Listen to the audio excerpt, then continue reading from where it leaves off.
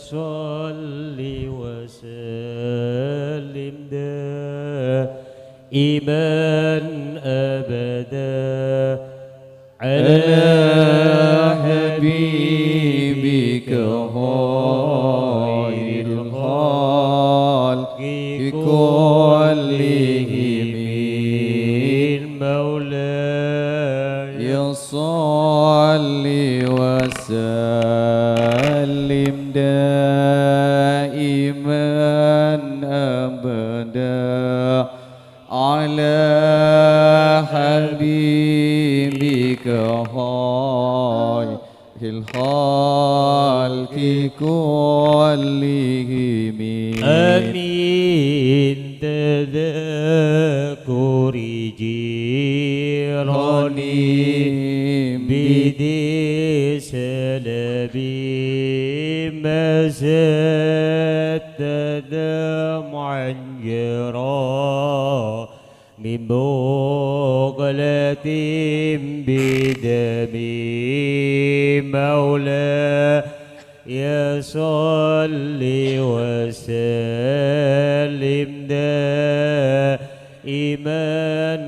أبدا على حبيبك خير الخلق كلهم أم هبت الريح من تلقاء كاذبة وأومض البرق في الظلماء من إضام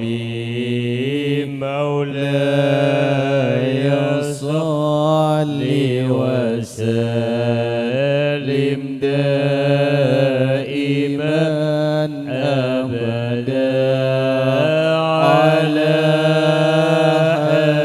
حبيبك خير الخلق كلهم فما لعينيك إن قلت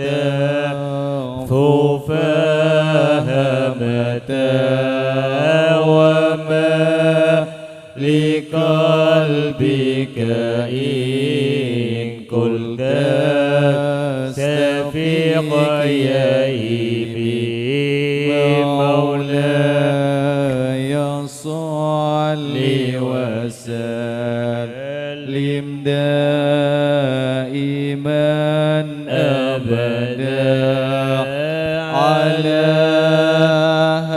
حبيبك خير الخلق كلهم أياسب صب أن الحب منكتم ما بين منسجم منه ومضارم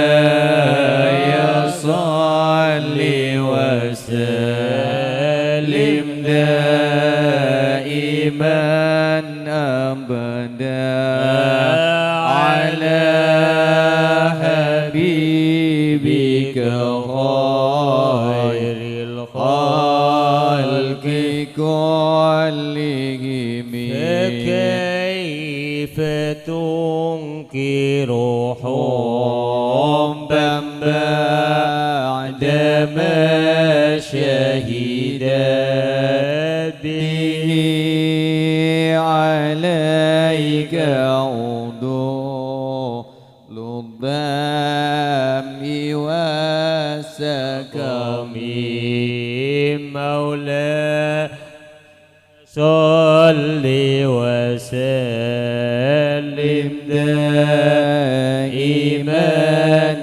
أبدا على حبيبك خير الخلق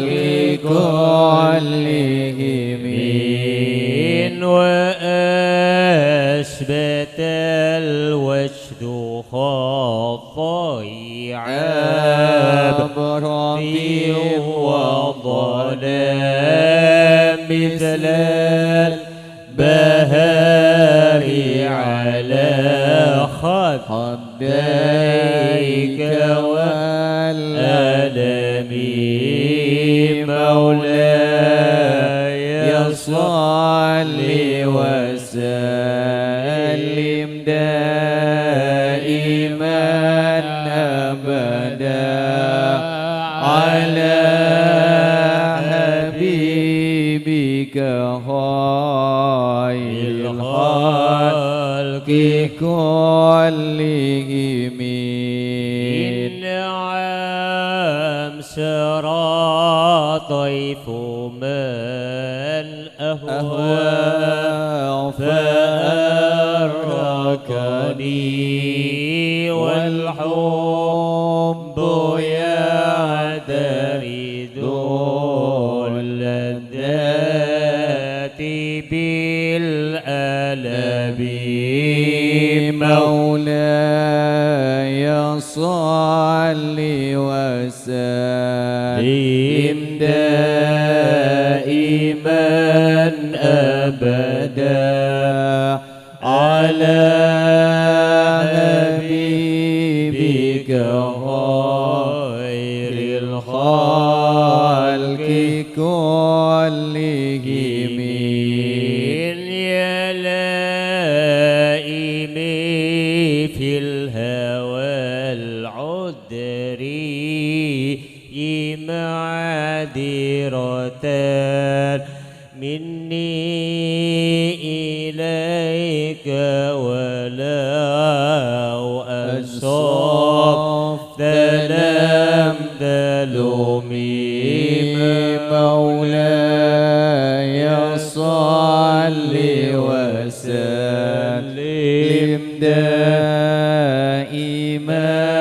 أبدا على حبيبك خير الخلق كلهم إن عدتك حالي لا سري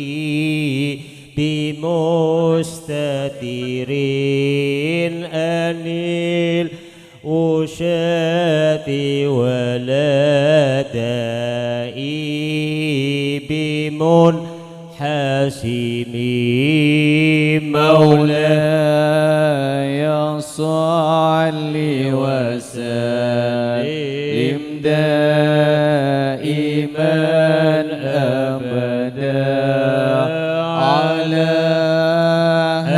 حبيبك خير الخلق كلهم إن محاتني النصح لكن لست أسمعه إن المحب علي العذال في صببي مولاي صل وسلم دائما أبدا على حبيبك خير الخلق كلهم إني تهمت لسيح الشيب في أدلي والشيب عبعد في نصحين أنيتها بي مولاي صل وسلم دائما أبدا على حبيبك خير الخلق كلهم فإن أمرتي بالسوء ما تعظت من جهلها بنذير الشيء والهرم مولاي صل وسلم دائما أبدا على حبيبك خير الخلق كلهم ولا عادت من الفعل جميل قراء ضيف ألم براسي غير محتشمي مولاي صل وسلم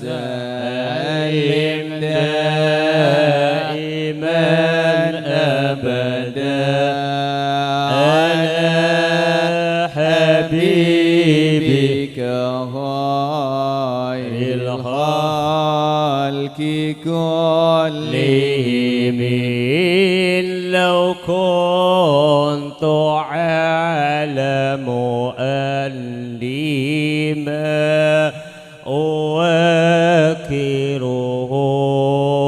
كتبت سرا بذلي منه بالكتم مولاي صل وسلم دائما أبدا على حبيبك خير الخلق كلهم أستغفر الله من قول بلا عمل لقد نسبت بي نسلا لذي أقومي مولاي صل وسلم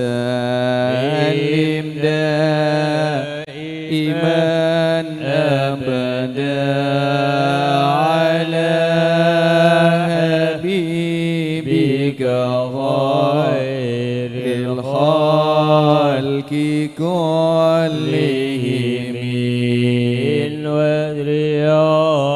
وريائها وهي في الأعمال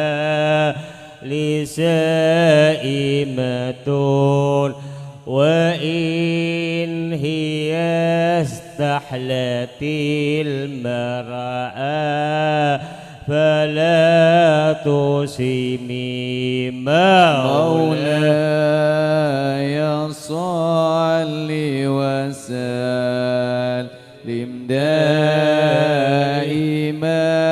أبدا على حبيبك خير الخلق كلهم محمد سيد الكونين والثقلين والفريقين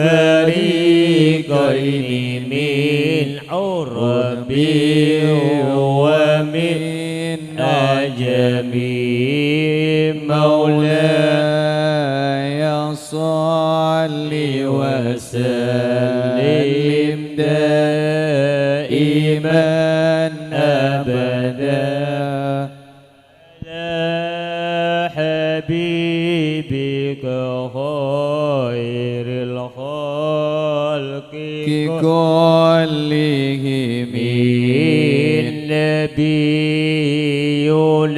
الأمير الناهي فلا أحد أبر في قولنا منه ولا نعمي مولاي صل وسلم دائما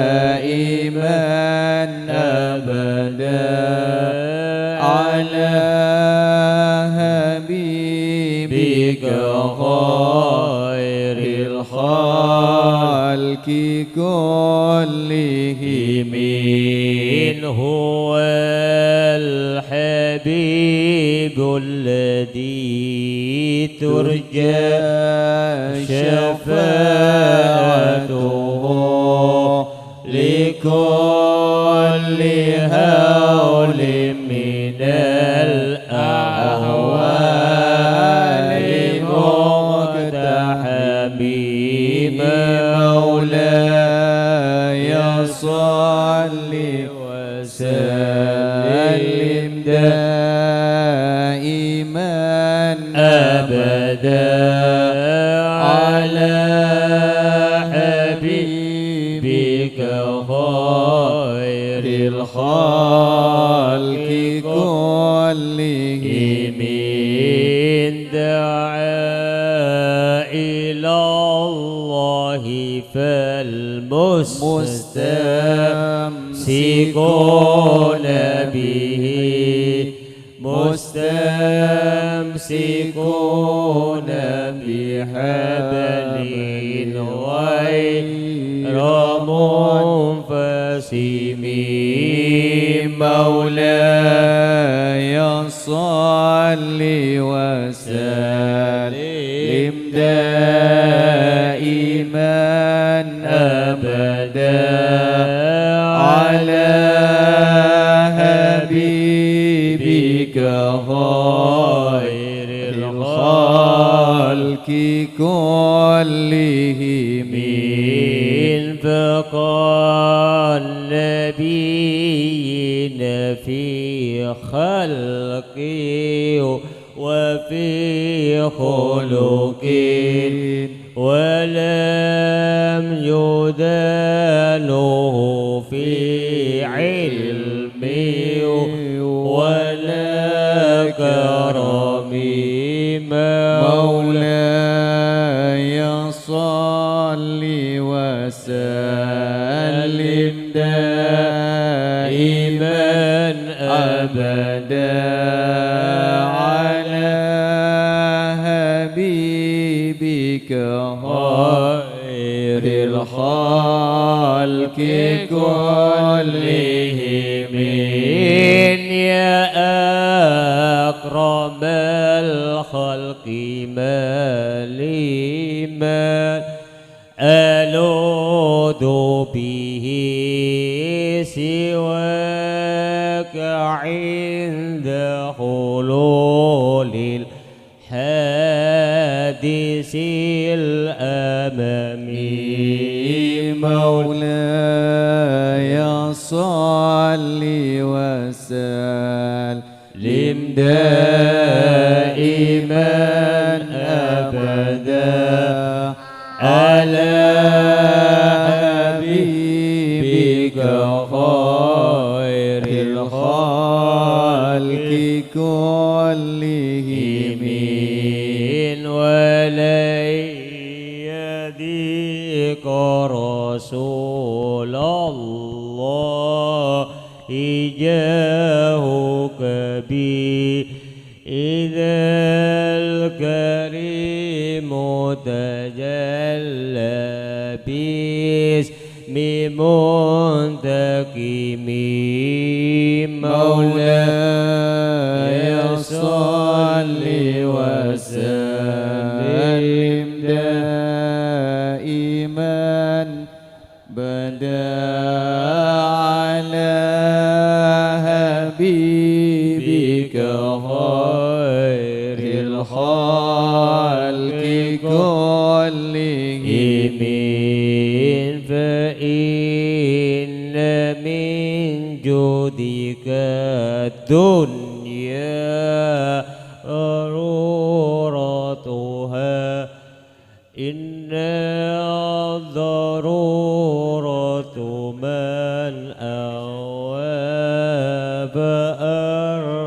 فأرقني مولاي صل وسلم دائما أبدا على حبيبك خير الخلق كلهم ولن يديك رسول الله إجاهك بي إذا الكريم تجلى باسم منتكم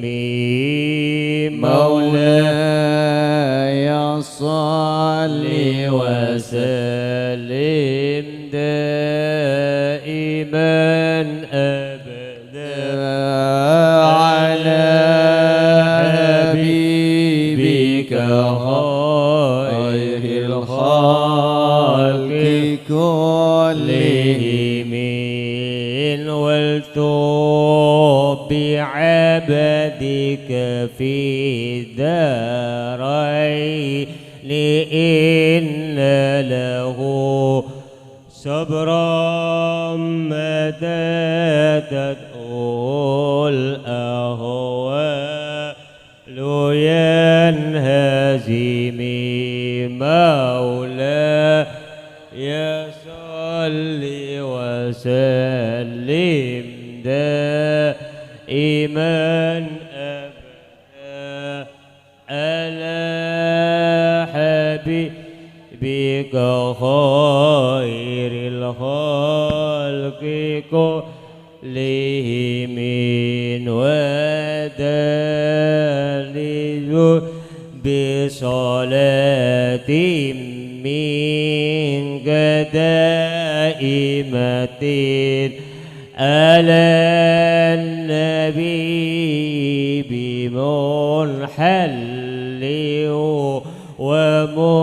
ومنسجم مولاي صل وسلم دائما أبدا على حبيبك خير الخلق كلهم يا أكرم الخلق من لمن ألوذ به سواك عند حلول الحادث الأمامي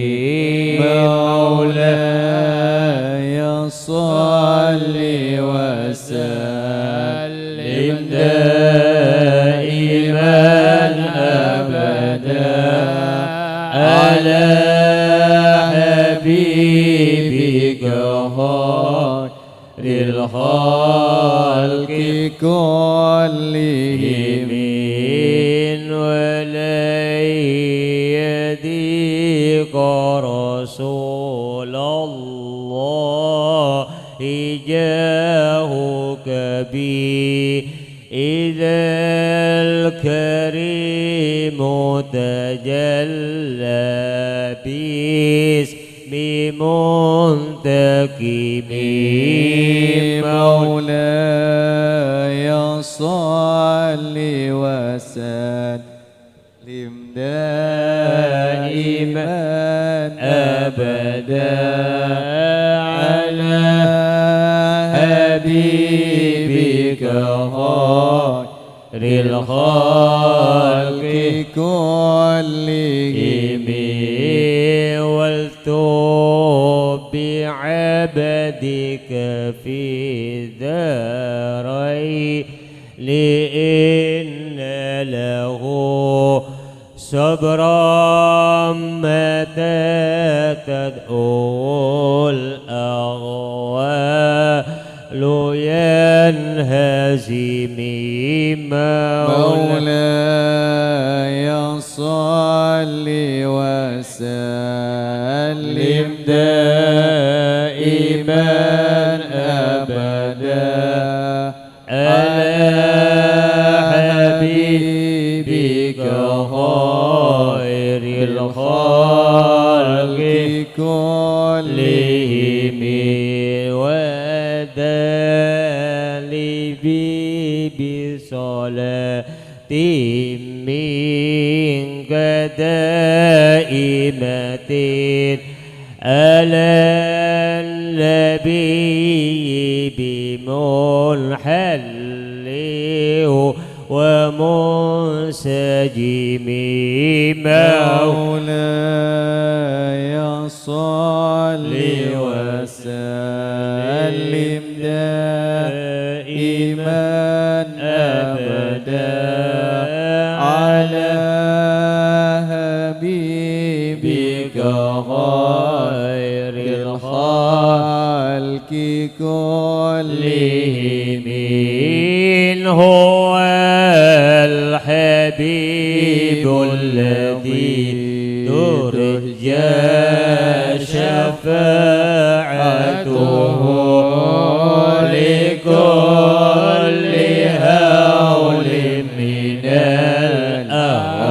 الأهوال مقتحم مولاي صل وسلم دائما أبدا على حبيبك خير الخلق كلهم هو الحبيب الذي ترجى شفاعته هول من الأهوال مقتحم يا ربي بالمصطفى بلغ مقاصدنا واغفر لنا ما مضى يا واسع الكرم يا من دعته النصارى في نبيهم واحكم بما شئت مدحا فيه واحتكم يا ربي بالمصطفى بلغ مقاصدنا واغفر لنا ما مضى يا واسع الكرم فإنه شمس فضل هم كواكبها يظهرن أنوارها للناس في الظلم يا ربي بالمصطفى بلغ مقاصدنا واغفر لنا ما مضى يا واسع الكرم فاق النبيين في خلق وفي خلق ولم يدانوه في علم ولا كرم يا ربي بالمصطفى بلغ مقاصدنا واغفر لنا ما مضى يا واسع الكرم لولا الهوى لم ترق دمعا على ضللي ولا أرقت لذكر البني والعالمين يا ربي بالمصطفى بلغ مقاصدنا واغفر لنا ما مضى يا واسع الكرم يا أكرم الخلق ما لمن ألوذ به سواك عند حلول الحادث العامم يا ربي بالمصطفى بلغ مقاصدنا واغفر لنا ما مضى يا واسع الكرم محمد سيد الكونين والثقلين والفريقين من عرب ومن عجم يا ربي بالمصطفى بلغ مقاصدنا واغفر لنا ما مضى يا واسع الكرم أكرم الخلق ما لمن ألوذ به سواك عند حلول الحادث العامم يا ربي بالمصطفى بلغ مقاصدنا واغفر لنا ما مضى يا واسع الكرم العنزر طيف من أهوى فأرقني والحب يعترض اللذة بالألم يا ربي بالمصطفى بلغ مقاصدنا واغفر لنا ما مضى يا واسع الكرم ومبلغ العلم فيه أنه بشر وأنه خير خلق الله كلهم يا ربي بالمصطفى بلغ مقاصدنا واغفر لنا ما مضى يا واسع الكرم يا ربي واجعل رجائي غير منعكس لديك واجعل حسابي غير منخرم يا ربي بالمصطفى بلغ مقاصدنا واغفر لنا ما مضى يا واسع الكرم يا أكرم الخلق ما لمن ألوذ به سواك عند حلول الحادث العامم يا ربي بالمصطفى بلغ مقاصدنا واغفر لنا ما مضى يا واسع الكرم هو الحبيب الذي ترجى شفاعته لكل هول من الأهوال مقتحم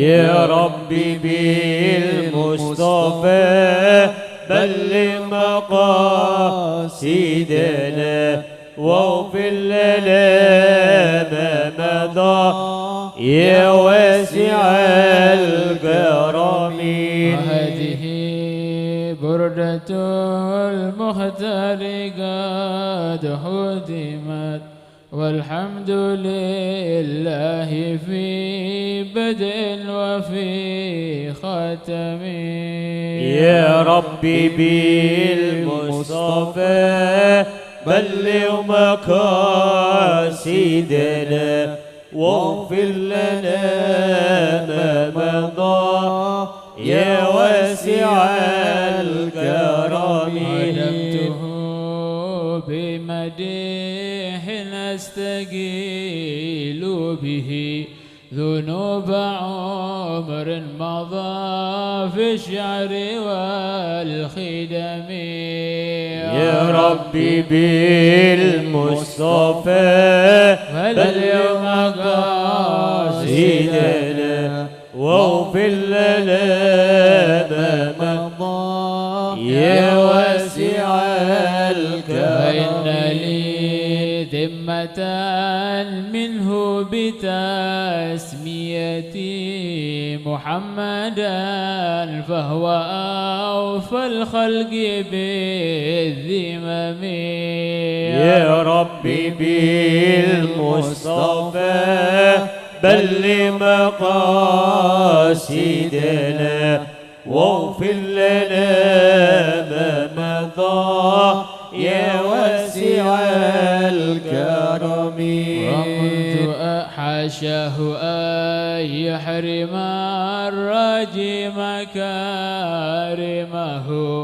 أو يرجع الجار منه غير محترم.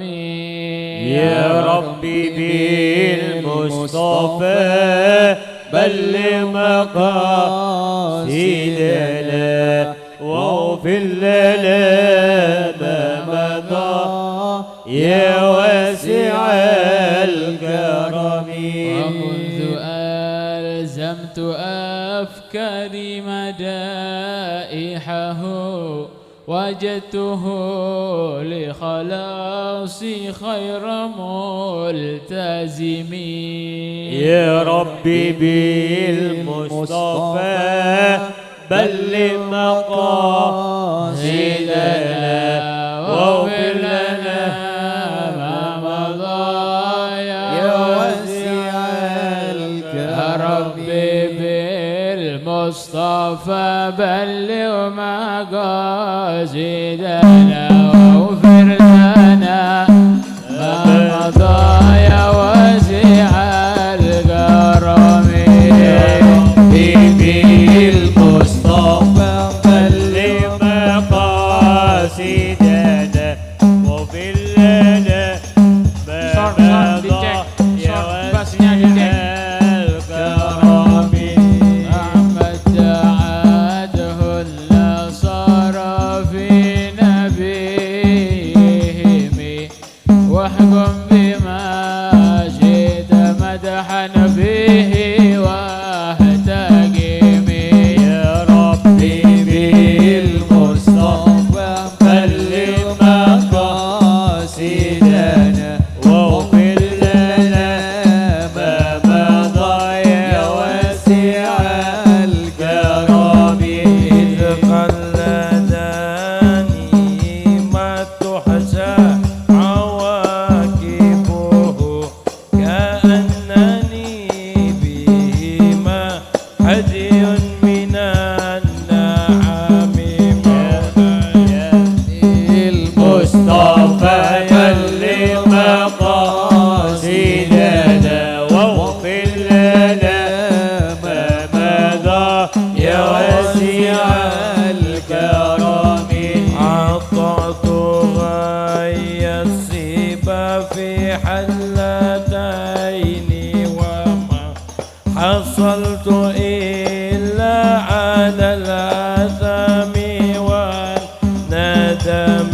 مولاي صلي وسلم دائما أبدا على حبيبك خير الخلق كلهم.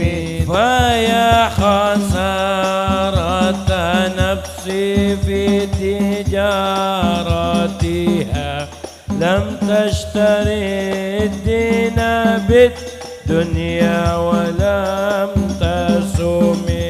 مولاي صل وسلم دائما أبدا على حبيبك خير الخلق كلهم.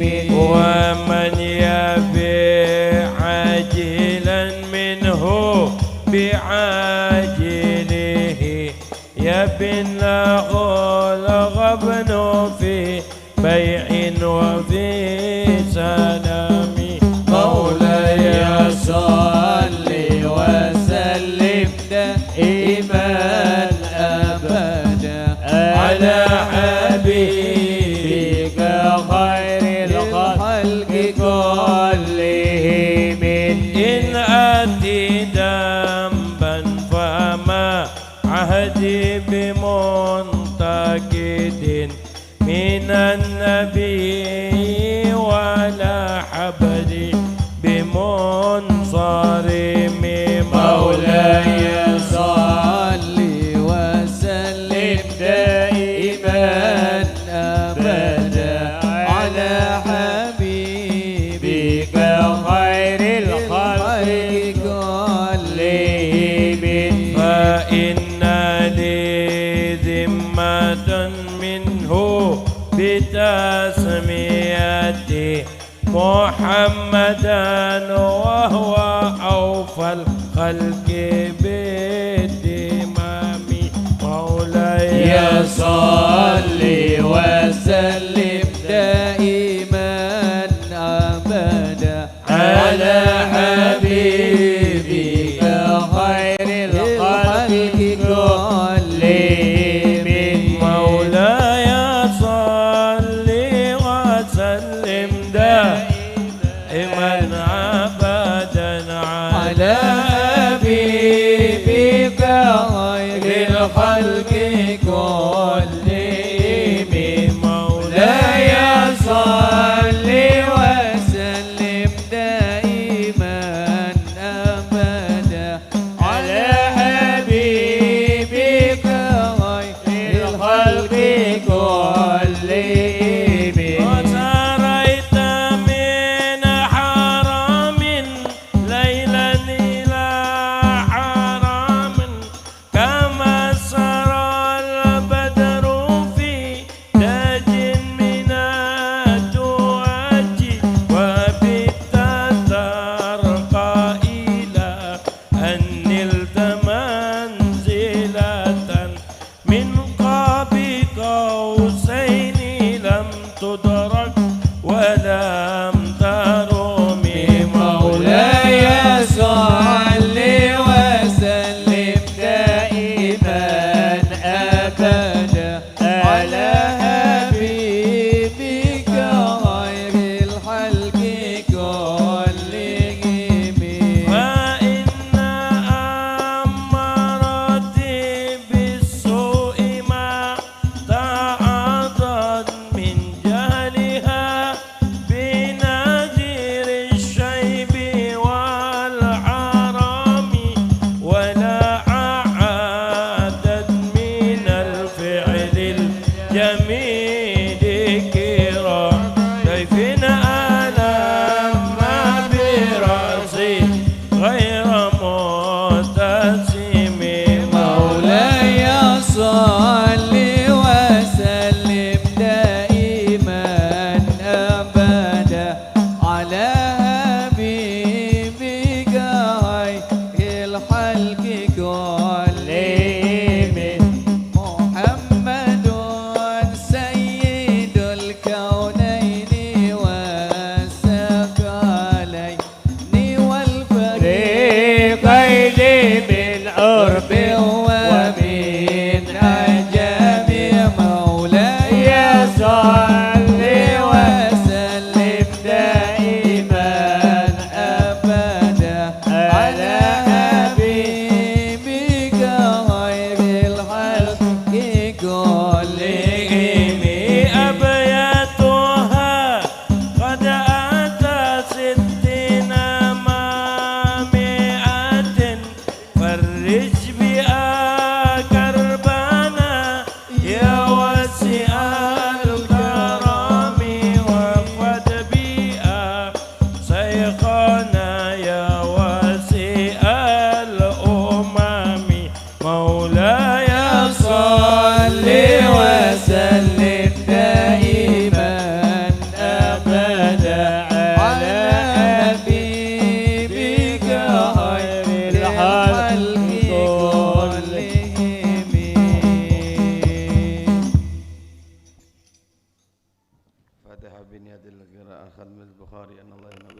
وجعلنا غالبنا مع الهدى والتقى والعفاف والغنى وأن الله سبحانه وتعالى يرزقنا كمال المتابعة للنبي صلى الله عليه وسلم ظاهرا وباطنا في عافية وسلامة على هدينا وعلى من وسلفنا صالحون وإلى حضرة النبي محمد صلى الله عليه وسلم سر أسرار الفاتحة. إياك نعبد وإياك نستعين صراط المستقيم صراط الذين أنعمت عليهم.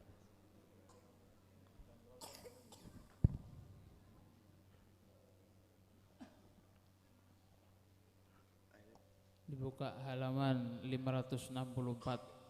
564.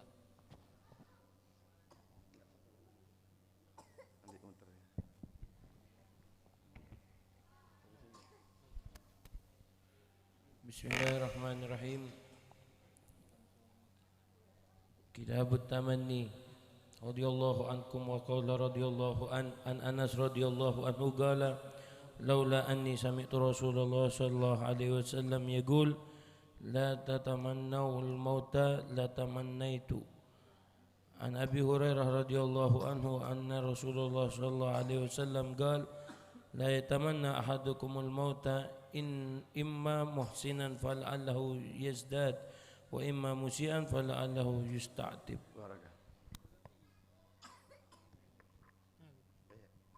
Bismillahirrahmanirrahim. Wa bihi ilaihi qal kitabul i'tisam bil kitab wa sunnah. An Abi Hurairah radhiyallahu anhu anna Rasulullah sallallahu alaihi wasallam qala kullu ummati yadkhuluna al-jannata illa man aba. Qalu wa man ya'ba? Qala man ata'ani dakhala al-jannah wa man 'asani faqad aba.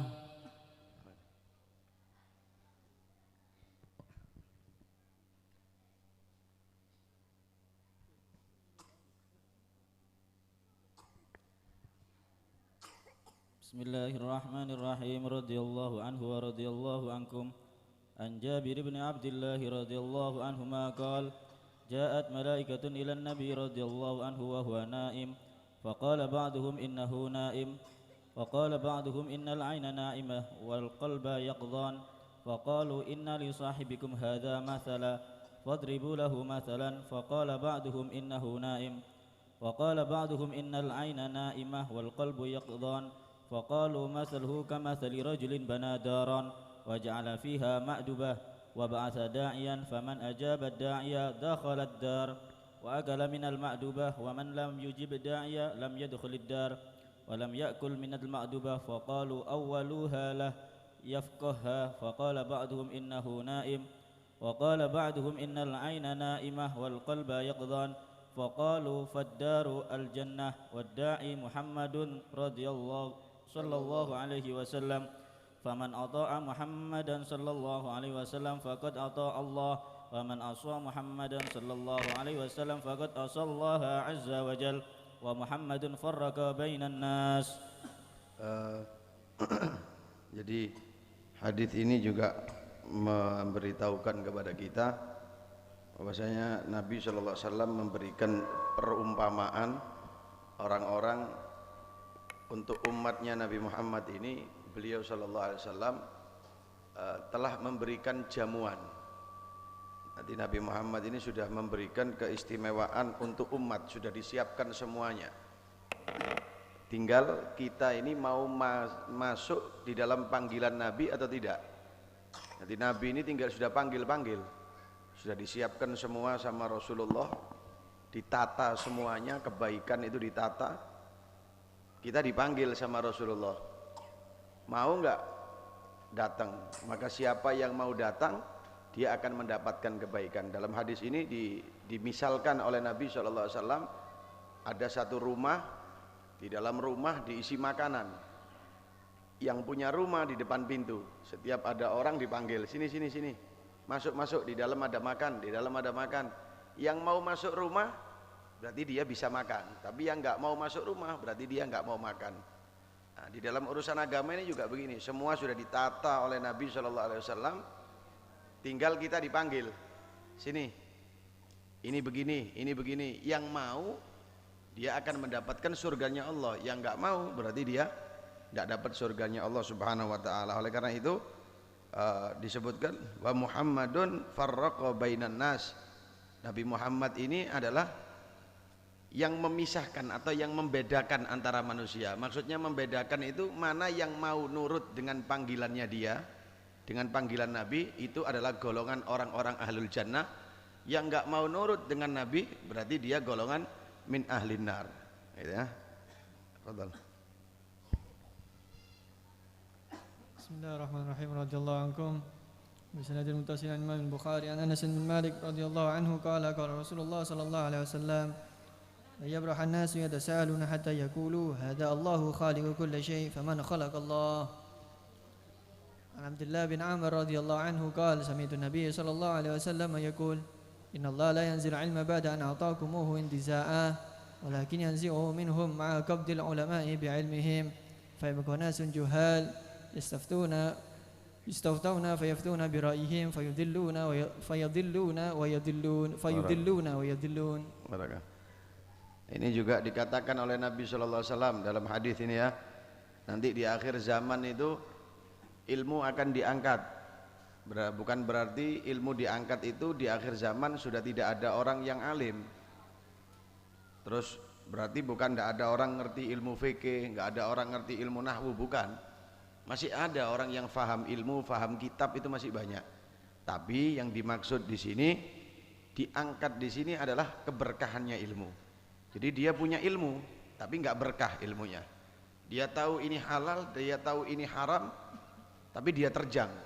Lah orang-orang yang seperti ini, fatwanya dianya sesat dan fatwanya juga akan menyesatkan. Karena yang dicari bukan masalah banyak-banyakan ilmu, tapi berkahnya ilmu. Nah, di akhir zaman berkahnya ilmu itu akan diambil oleh Allah Ta'ala.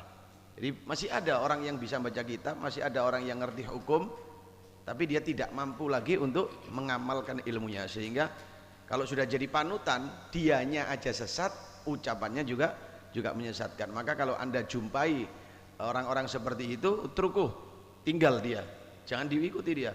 Walaupun modelnya bagaimana, tapi kalau dianya saja nggak bisa mengamalkan ilmunya, omongannya juga akhirnya menyesatkan umat, model seperti apapun tinggalkan. Karena itu adalah orang-orang naudzubillah yang disebutkan dalam hadis, yaitu ulama-ulama yang su'. Faliyadzubillah. Fadhal. Bismillahirrahmanirrahim. Radhiyallahu ankum wa bihi ilaihi an Abi Hurairah radhiyallahu an Nabi sallallahu alaihi wasallam qala la taqumus sa'ah hatta ta'khudha ummati bi akhdhil qurun qablaha shibran bi shibrin wa dhira'an bi dhira'in. فقيل يا رسول الله كفارس والروم فقال من الناس إلا أولئك. Allah barakah. Bismillahirrahmanirrahim. Radhiyallahu anhu wa radhiyallahu anhu. An Umar radhiyallahu anhu qala inna Allah ba'atha Muhammadan bil haqq wa anzala alaihi kitab fa kana fi ma unzila alaihi ayatul rajm.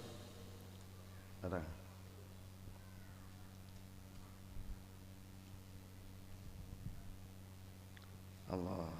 Bismillahirrahmanirrahim. Radhiyallahu ankum wa bihi ilaihi qala an Amr bin al-As radhiyallahu anhu annahu sami'a Rasulullah sallallahu alaihi wasallam yaqul idza hakama al-hakimu fajtahada thumma asab falahu ajran wa idza hakama fajtahada thumma akhta falahu ajrun. Wa bihi ilaihi qala an Jabir bin satu-satu ya.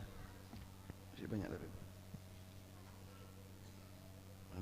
Jadi ini juga hadis ini pelajaran buat kita ya. Kalau ada orang yang alim lalu dia beristihad, dari istihadnya dia, dari usahanya dia, ternyata di situ ada kebenaran, berarti dia mendapatkan dua. Satu, pahala tentang usaha untuk mencari kebenaran, dan ternyata benar, pahala kebenarannya. Sudah berusaha ternyata salah, berarti mendapatkan satu pahala saja, pahala dia usaha untuk mencari kebenaran. Fadhal. Bismillahirrahmanirrahim. An Jabir bin Abdullah radhiyallahu anhuma annahu kana yahlifu billah inna rasul sayyid at-tajjal qultu yahlifu billah qala inni sami'tu Umar radhiyallahu anhu yahlifu ala dhalik inda an-nabiy sallallahu alaihi wasallam falam yunkiruh an-nabiy sallallahu alaihi wasallam.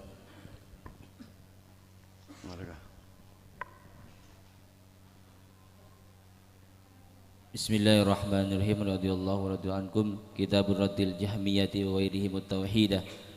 عن عائشة رضي الله عنها أن النبي صلى الله عليه وسلم بعث رجلا على سرية وكان يقرأ لأصحابه في صلاتهم فيختم بقل هو الله أحد فلما رجعوا ذكروا ذلك للنبي صلى الله عليه وسلم فقال سألوا لأي شيء يصنع ذلك فسألوه فقال لأنها صفة الرحمن وأنا أحب أن أقرأ بها فقال النبي صلى الله عليه وسلم أخبروه أن الله يحبه. Ada satu orang sholatnya setiap sholat bacanya kul wallahu ahad, baca kul wallahu ahad, kul wallahu ahad, habis Fatihah ya, kul wallahu ahad, kul wallahu ahad. Disampaikan kepada Nabi, ini orang kalau ya Rasulullah itu orang kalau sholat bacanya pasti kul wallahu ahad terus. Maka diperintah oleh Nabi, coba tanya orang itu, kenapa kok baca gitu terus? Ditanya, kenapa kamu kata Nabi kok baca kul wallahu ahad terus, nggak hafal yang lain dah? Orang ini bilang, enggak, aku suka aja baca kul wallahu ahad karena di dalam kul wallahu ahad itu menceritakan sifat-sifatnya Allah Ta'ala dan aku suka itu. Maka dikabarkan kepada Nabi. Nabi dengar jawaban itu, kata Nabi, kabarkan kepada dia bahwasannya Allah juga cinta kepadanya. Itu orang yang cinta Allah, Allah cinta kepada dia. Fadhal.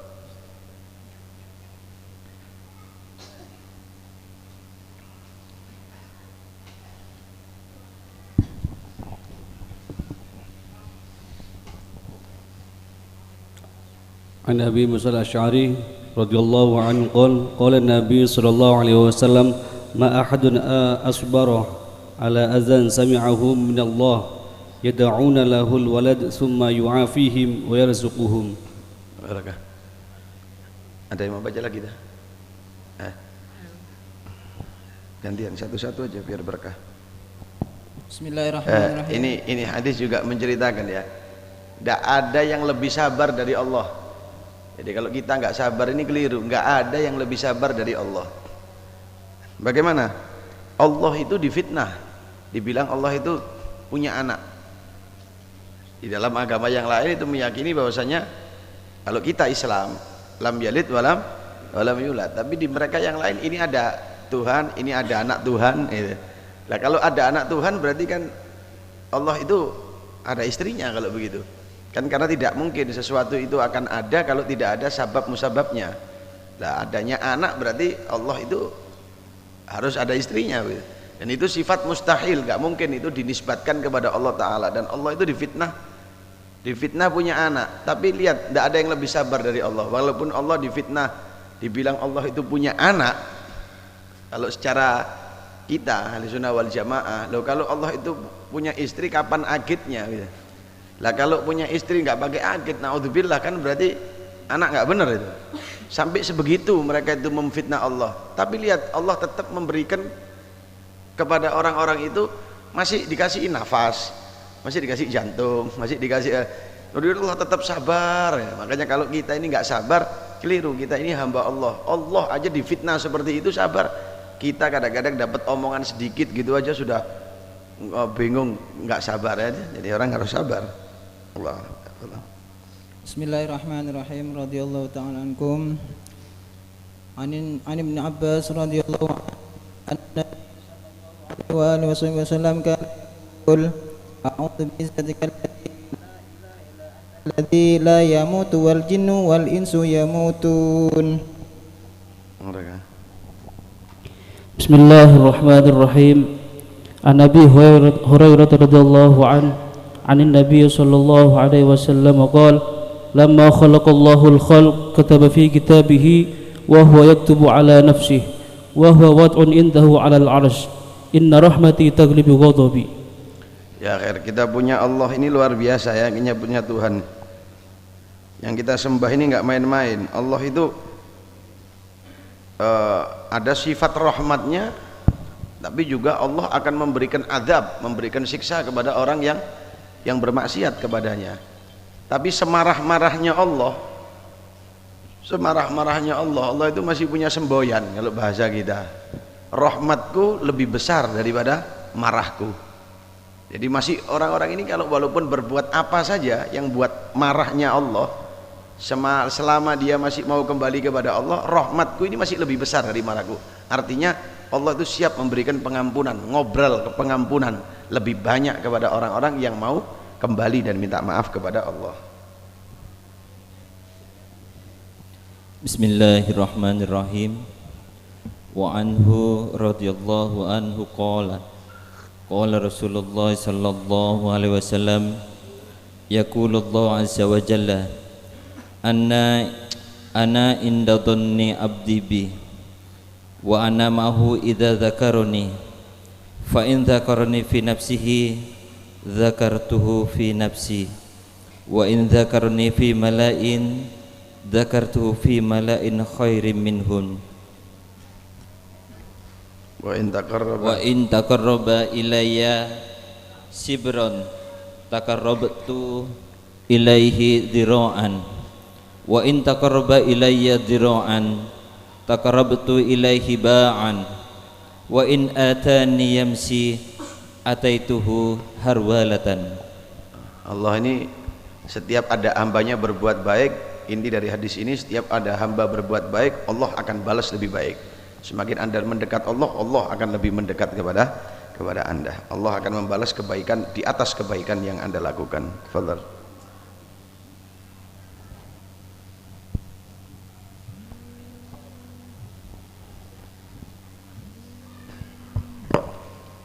Wa anhu radhiyallahu anhu anna Rasulullah sallallahu alaihi wasallam qala yaqulu azza wa jalla in arada 'abdi an ya'mala sayyi'atan fala taktubuha alayhi hatta ya'malaha fa idza 'amilaha faktubuha bimithliha wa in tarakaha min ajli faktubuha lahu hasanatan wa idza arada an ya'mala hasanatan falam ya'malha faktubuha lahu hasanah wa in 'amilaha faktubuha lahu bi'ashri amthaliha ila 700 dhi'fin.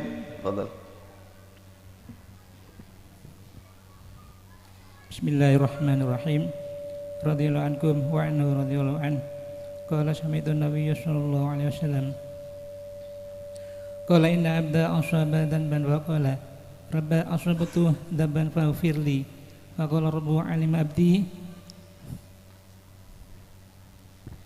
anna lahu rabban yaghfiru dhanba wa ya'khudhu bih. Wa bartu li abdi summa makasa ma sya Allah. Summa asaba dhanban faqala rabba asabtu akhara faghfirli faqala rabbuhu alima abdi anna lahu rabban yaghfiru dhanba wa ya'khudhu bihi ghafartu li abdi summa makasa ma sya Allah. Summa asaba dhanban faqala rabba asabtu akhara faghfirhu li faqala alima abdi anna lahu rabban yaghfiru dhanba wa ya'khudhu bihi ghafartu li abdi. Betul.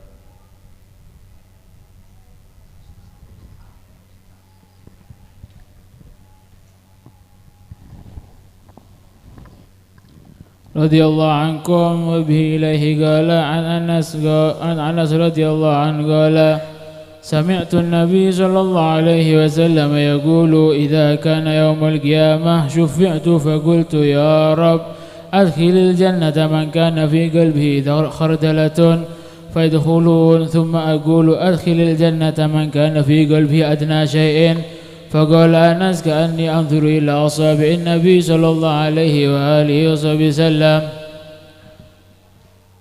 وعنه رضي الله عنه ذكر حديث الشفاعة وقد تقدم مطولا من رواية أبي هريرة وزاد هنا في آخره فيأتون عيسى فيقول لست لها ولكن عليكم بمحمد صلى الله عليه وسلم فيأتوني فأقول أنا لها فأستأذن على ربي فيؤذن لي ويلهمني محامد أحمده بها لا تحضرني الآن فأحمده بتلك المحامد وآخر له ساجدا فيقال يا محمد ارفع رأسك وقل يسمع لك وسل تعطى واشفع تشفع فأقول يا ربي أمتي أمتي فيقال انطلق فأخرج منها من كان في قلبه مثقال شعيرة من إيمان قال فأنطلق فأفعل ثم أعود فأحمده بتلك المحامد ثم أخر له ساجدا فيقال يا محمد ارفع رأسك وقل يسمع لك وسل تعطى واشفع تشفع فيقول يا ربي أمتي أمتي فيقال انطلق فأخرج منها من كان في قلبه مثقال ذرة أو خردلة من إيمان فأخرجه فأنطلق فأفعل ثم أعود فأحمده بتلك المحامد ثم آخر له ساجدا فيقال يا محمد ارفع رأسك وقل يسمع لك وسل تعطى واشفع تشفع فأقول يا رب أمتي أمتي فيقول انطلق فأخرج من كان في قلبه أدنى مثقال حبة خردل من إيمان فأخرجه من النار فأنطلق فأفعل. وفي رواية عنه ثم أعود الرابعة فأحمده بتلك المحامد ثم آخر له ساجدا فيقال يا محمد ارفع رأسك وقل يسمع وسل تعطى واشفع تشفع فأقول يا ربي إذن لي في من قال لا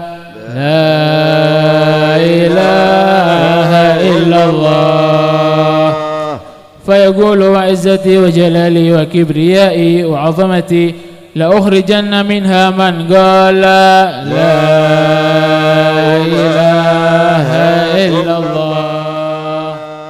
عن أبي هريرة رضي الله عنه قال النبي صلى الله عليه وسلم كلمتان حبيبتان إلى الرحمن خفيفتان على اللسان ثقيلتان في الميزان سبحان الله وبحمده سبحان الله العظيم سبحان الله وبحمده سبحان الله العظيم سبحان الله وبحمده سبحان الله العظيم. عن أبي هريرة رضي الله عنه قال النبي صلى الله عليه وسلم كلمتان حبيبتان إلى الرحمن خفيفتان على اللسان ثقيلتان في الميزان سبحان الله وبحمده سبحان الله العظيم سبحان الله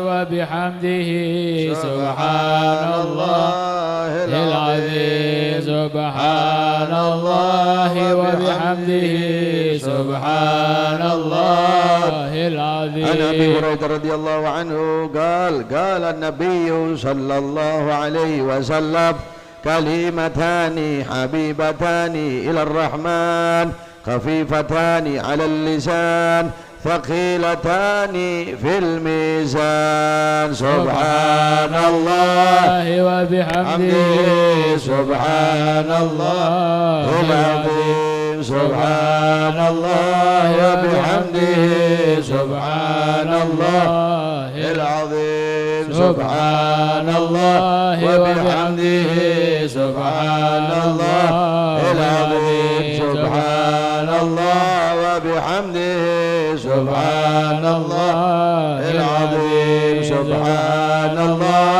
وبحمده سبحان الله العظيم سبحان الله وبحمده سبحان الله العظيم سبحان الله وبحمده سبحان الله العظيم سبحان الله وبحمده سبحان الله العظيم سبحان الله وبحمده سبحان الله العظيم سبحان الله وبحمده سبحان الله العظيم سبحان الله وبحمده سبحان الله العظيم سبحان الله وبحمده سبحان الله العظيم سبحان الله وبحمده سبحان الله العظيم سبحان الله وبحمده سبحان الله العظيم سبحان الله وبحمده سبحان الله العظيم سبحان الله وبحمده سبحان الله العظيم سبحان الله وبحمده سبحان الله العظيم سبحان الله وبحمده سبحان العظيم سبحان الله وبحمده سبحان الله العظيم سبحان الله وبحمده سبحان الله العظيم سبحان الله وبحمده سبحان الله العظيم سبحان الله وبحمده سبحان الله العظيم سبحان الله وبحمده سبحان الله العظيم سبحان الله وبحمده سبحان الله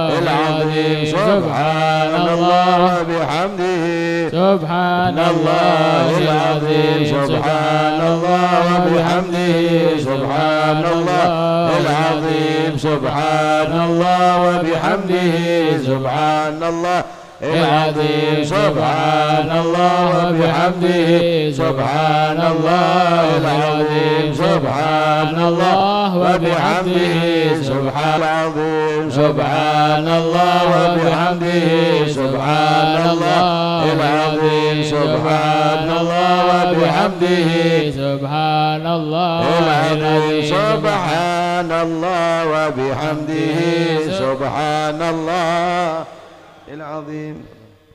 بسم الله الرحمن الرحيم. رضي الله عنكم وبه إليه كان بدء الوحي إلى رسول الله صلى الله عليه وسلم. عن عمر بن الخطاب رضي الله عنه قال سمعت رسول الله صلى الله عليه وسلم يقول إنما الأعمال بالنيات وإنما لكل امرئ ما نوى فمن كانت هجرته إلى دنيا يصيبها أو امرأة ينكحها فهجرته إلى ما هجر إليه.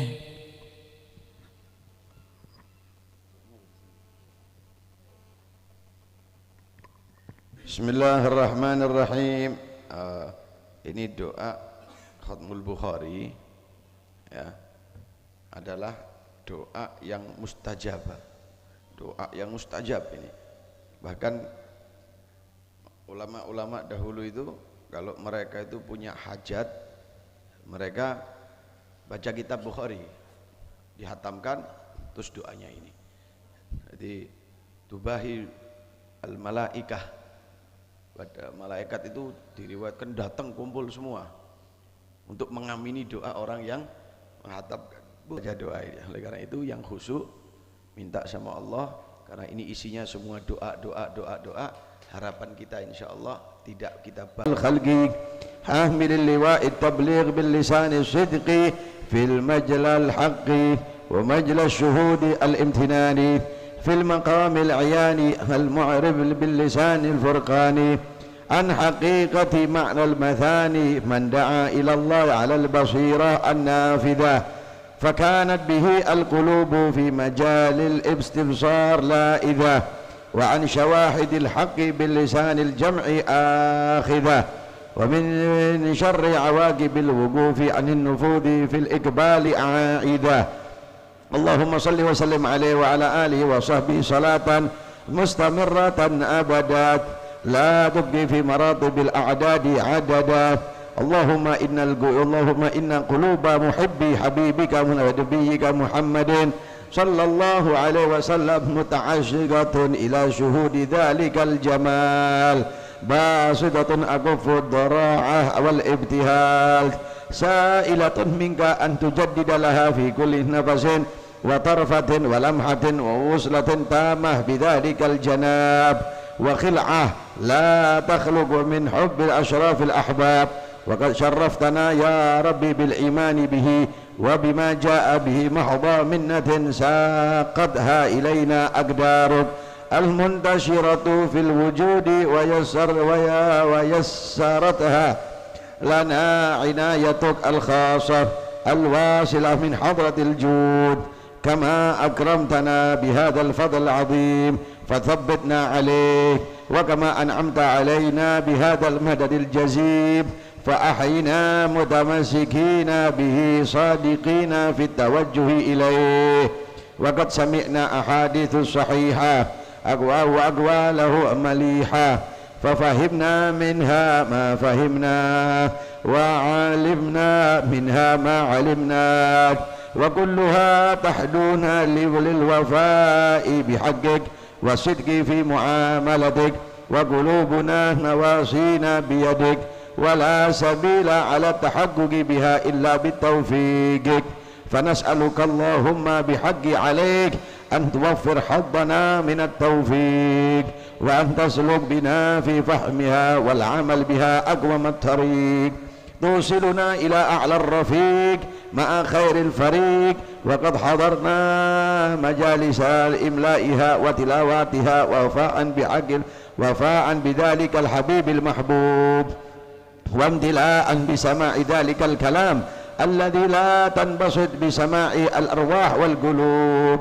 وليس معنا الاستعداد ولا قابلية في العمل بما تدعون إليه تلك الأحاديث المروية وقد حال بيننا وبين فهم معناها والعمل بمقتضاها كسب الذنوب والسيئات وانقطاعنا بالشهوات والفانيات فإنا يا مولانا نازلون ببابك مستشفعون بأجل أحبابك سائلون منك أن تصرف عنا كل ما يعوقنا عنك وعن فهم كتابك وإجابة داعي خطابك في كتابك متوسلون إليك في أجل الوسائل لديك وأشرف المحبوبين لك أن تفتح لنا بابا في الفهم عنك توصلنا إلى معالم القرب منك ومشاهد الأخذ عنك في حركاتنا وسكناتنا وأعمالنا ونياتنا وأشهدنا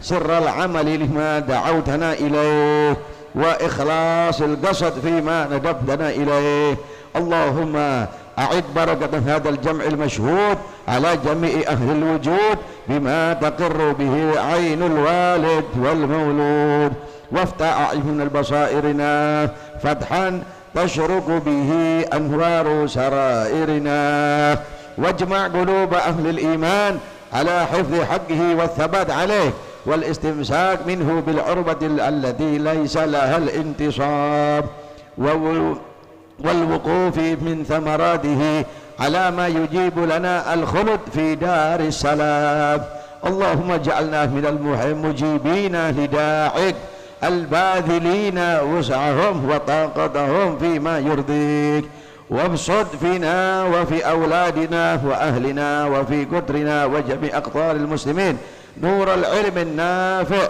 بسر تتشرف به المسامع من كل سامع وتظهر ببركاته في جمع المجامع تكرم علينا يا كريم تعطف علينا يا رحيم واهدنا في الفهم عنك والخدمة لك الصراط المستقيم وما تحركنا فيه من نيات وعمل فتقبله وما ارتكبناه من خطأ وزلل فاغفره وامحو الخطايا وعزل العطايا واصرف عنا جميع البلايا وما تفضلت به على الصادقين في حبك والراغبين في قربك فتفضل به علينا اللهم من جمعتنا به أقدارك في هذه المجلس من إخواننا المؤمنين فابسط علينا وعليهم فيه بساط المغفرة للمذنبين والقبول للعابلين والإحسان للمسيئين والنجاة للغارقين واليقظة للغافلين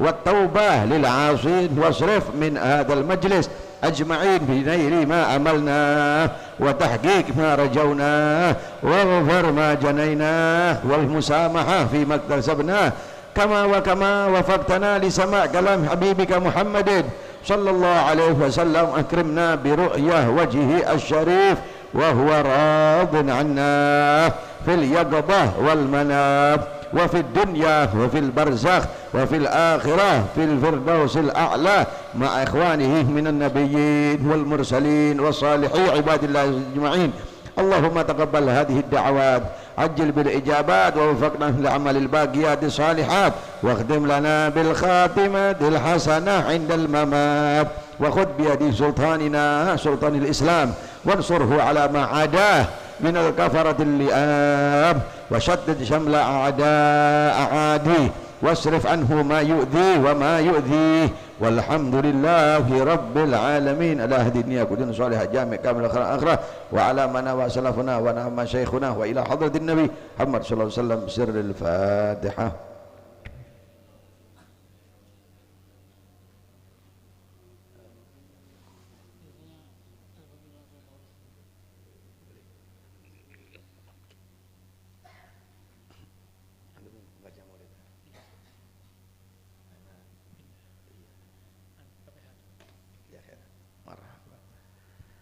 Selanjutnya pembacaan maulid insyaallah akan dibuka oleh Habib Umar dan dipimpin oleh Habib Ahmad Ba'ali pembacaan maulid. Ini sudah masuk tanggal 1 bulan Sya'ban ya. Bulan Sya'ban ini, kalau kemarin bulan Rajab itu bulan yang diintisab kepada Allah. Maka kata Nabi Muhammad, Rajab syahri, Rajab itu bulanku kata. Rajab syahrullah, Rajab itu bulannya Allah. Artinya apa? Kita diajak taubat, diajak istighfar gitu. Setelah bulan Rajab kita masuk bulan Sya'ban. Sekarang ini tanggal 1, awal malam bulan Sya'ban. Nabi mengatakan wa Sya'ban syahri. Sya'ban itu bulanku, bulannya Rasulullah sekarang ini. Maka tidak ada amal yang lebih afdol di bulan ini kecuali sholawat kepada Nabi Muhammad. Nah, oleh karena itu kita buka dengan pembacaan maulid, sholawat. Semoga insya Allah dengan sholawat ini kita dapat berkahnya Nabi Muhammad, dijaga oleh Allah dari segala macam bala, musibah, penyakit dan lain sebagainya, dan Allah berikan kepada kita insya Allah rahmah yang bisa mendinginkan hati kita, yang bisa menambah mahabbah kita kepada Rasulullah. Dan semoga insya Allah berkatnya maulid Nabi Muhammad SAW berikan apa yang menjadi hajat kita zahiran wa batinan, nawwir qulubana wa qawalibana ma'al huda wat tuqa wal afaf wal ghina wal maut ala dinil islam wal iman bila mihna wal imtihan bijahi sayyidi waladi adnan ba'da umri tawil fi lutfin wa afiyah wa ala ma nawa masyayikhuna fi mithli hadhihi al qira'ah al maulid wa khasa fi shahri sya'ban al mukarram أن الله يدخل نياتنا في نياتهم وأعمالنا بأعمالهم ومقاصدنا في مقاصدهم على هذه النية وكنت صالحة جامعة كاملة خير آخرة وعلى من والحبيب علي بن محمد بن حسين الحبشي صاحب مولد سمت الدرار على أن نوينا وما قصدوا قصدنا وما طلبوا طلبنا على هذه النية كنت صالحة بنية الزيادة والمحبة وإلى حضرة النبي محمد صلى الله عليه وسلم بسر أسرار الفاتحة.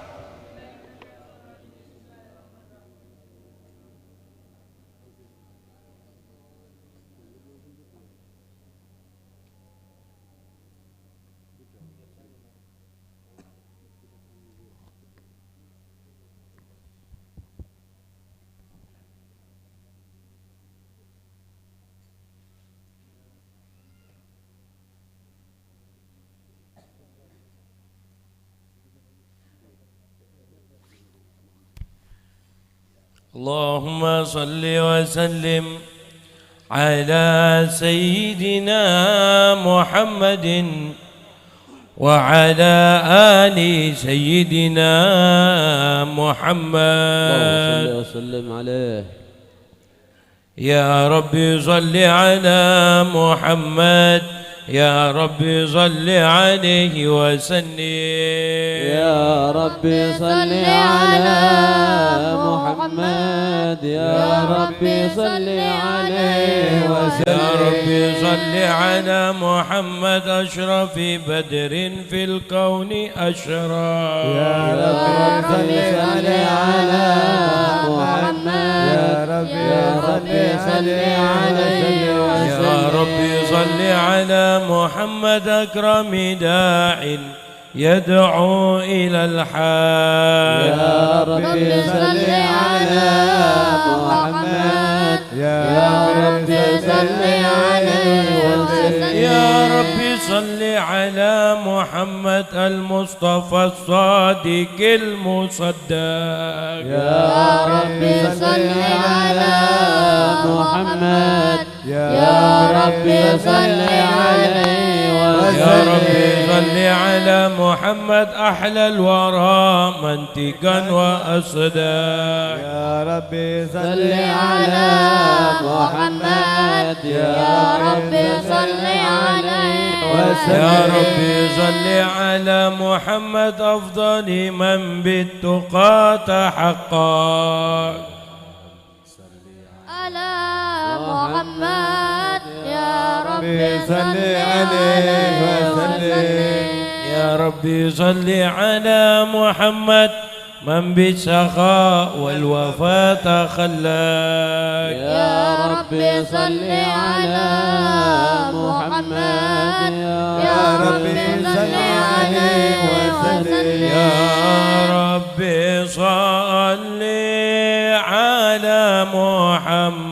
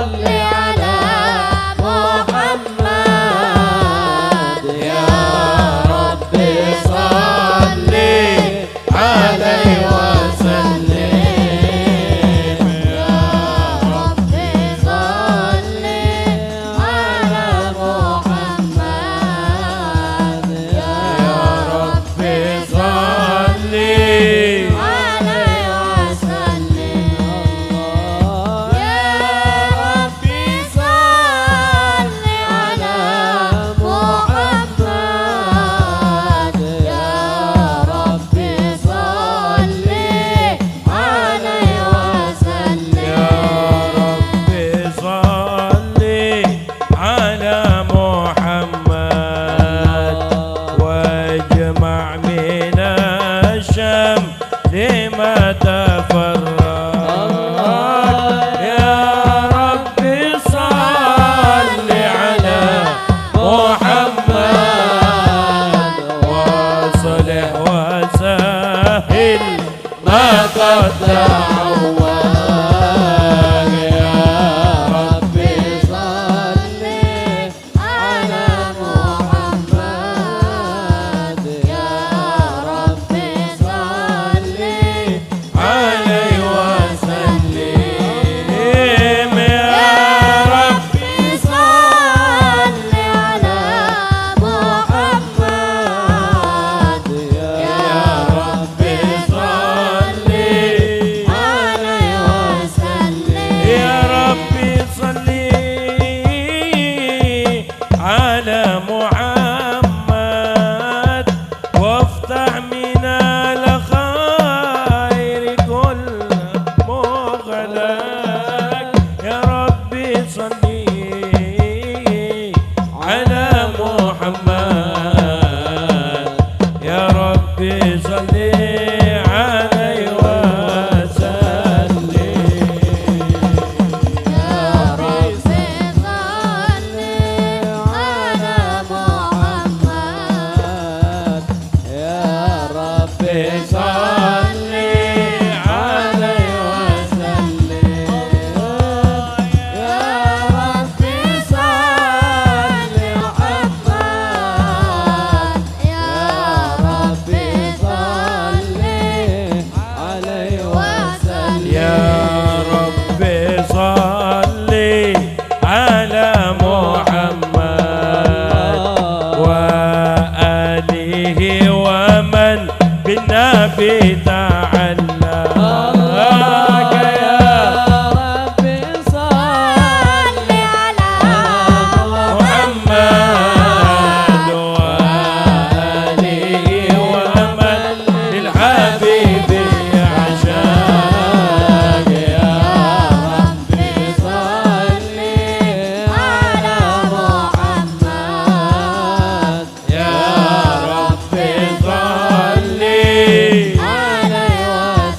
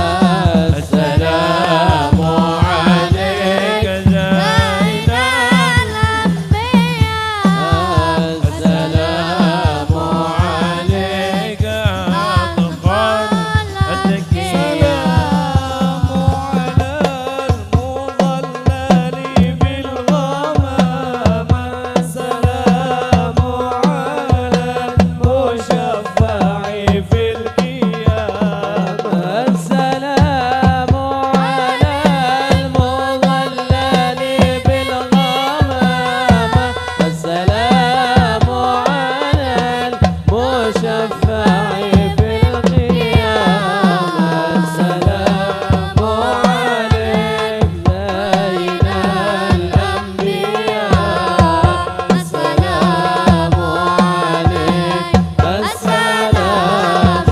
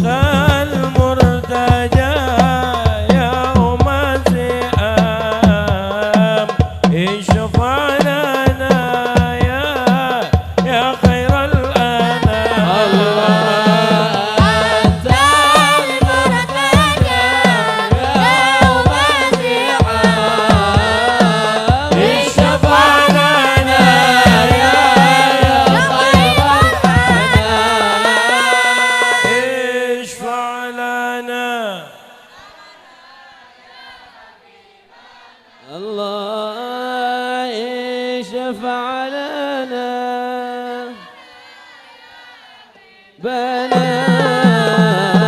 لك شفاعة يا رسول الله يا نبي يا نبي يا رسول الله يا نبي لك شفاعة وهذا مطلبي يا نبي يا رسول الله يا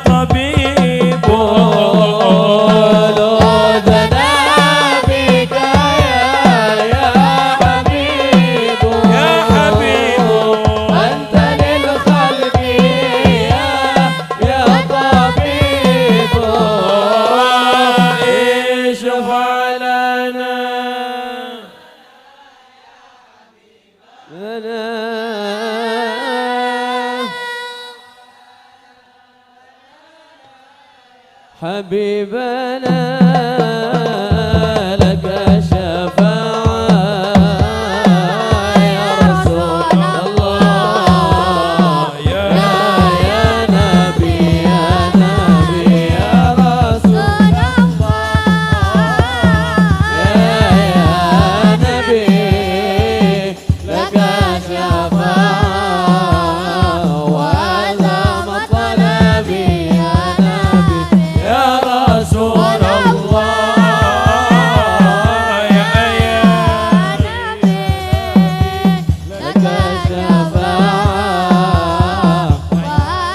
مطلبي فرقد عيناي شوقا ولطيبة طرفة عشقا فأتيت إلى حبيبي فهدايا قلب ورفقا رقت عيناي شوقا ولطيبة طرفة عشقا فأتيت إلى حبيبي فهدايا قلب ورفقا صلي على محمد السلام عليك يا رسول الله السلام عليك يا حبيبي يا نبي الله السلام عليك يا رسول الله السلام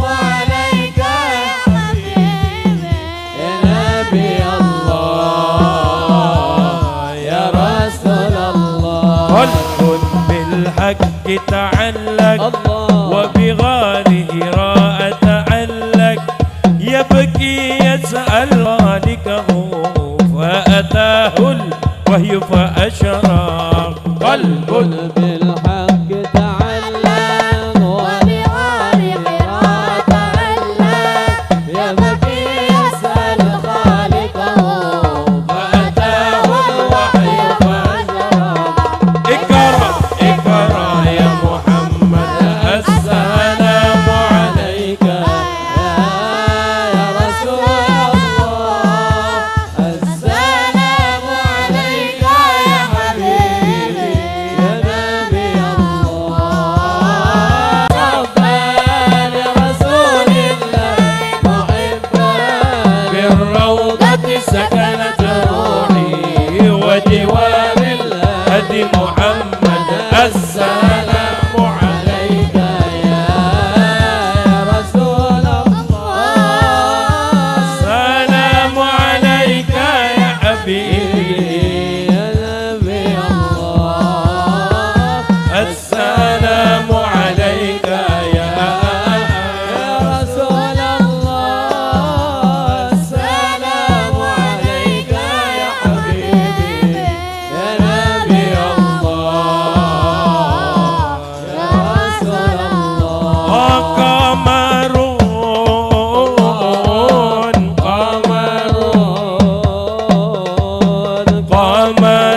سيدنا النبي قمر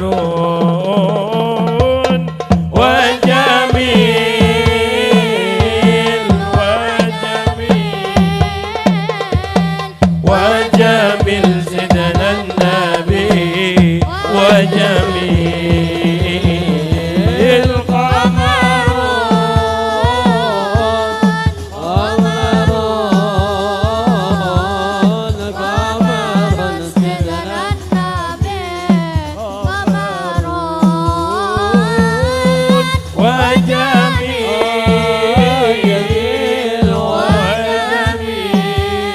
وجميل وجميل سيدنا النبي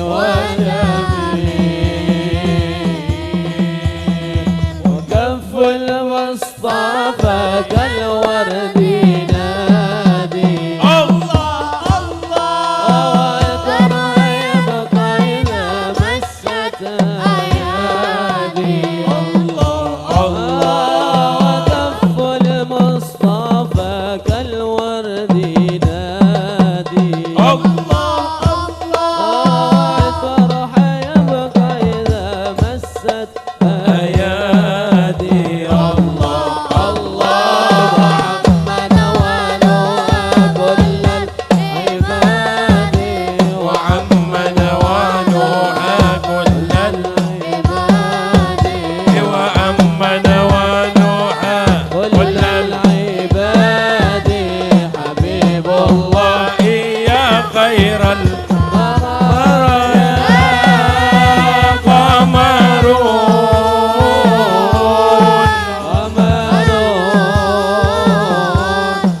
قمر سيدنا النبي قمر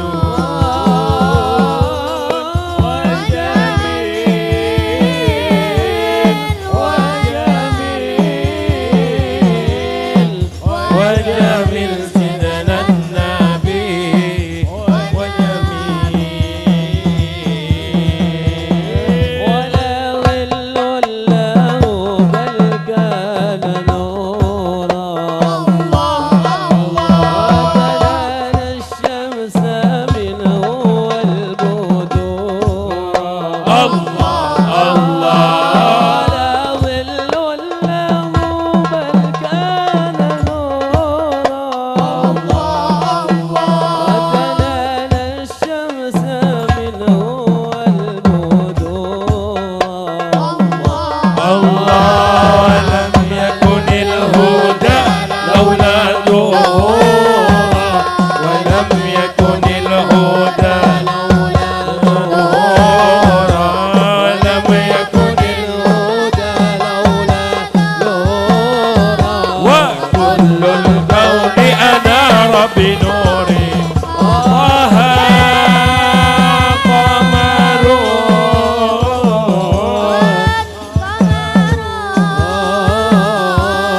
قمر سيدنا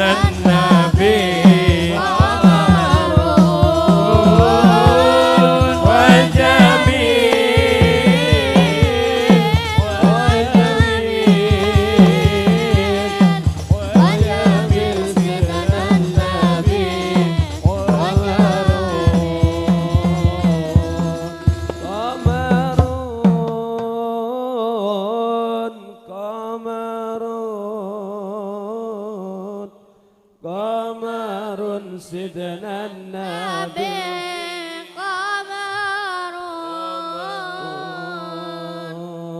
اللهم صل وسلم وبارك عليه وعلى آله. بسم الله الرحمن الرحيم.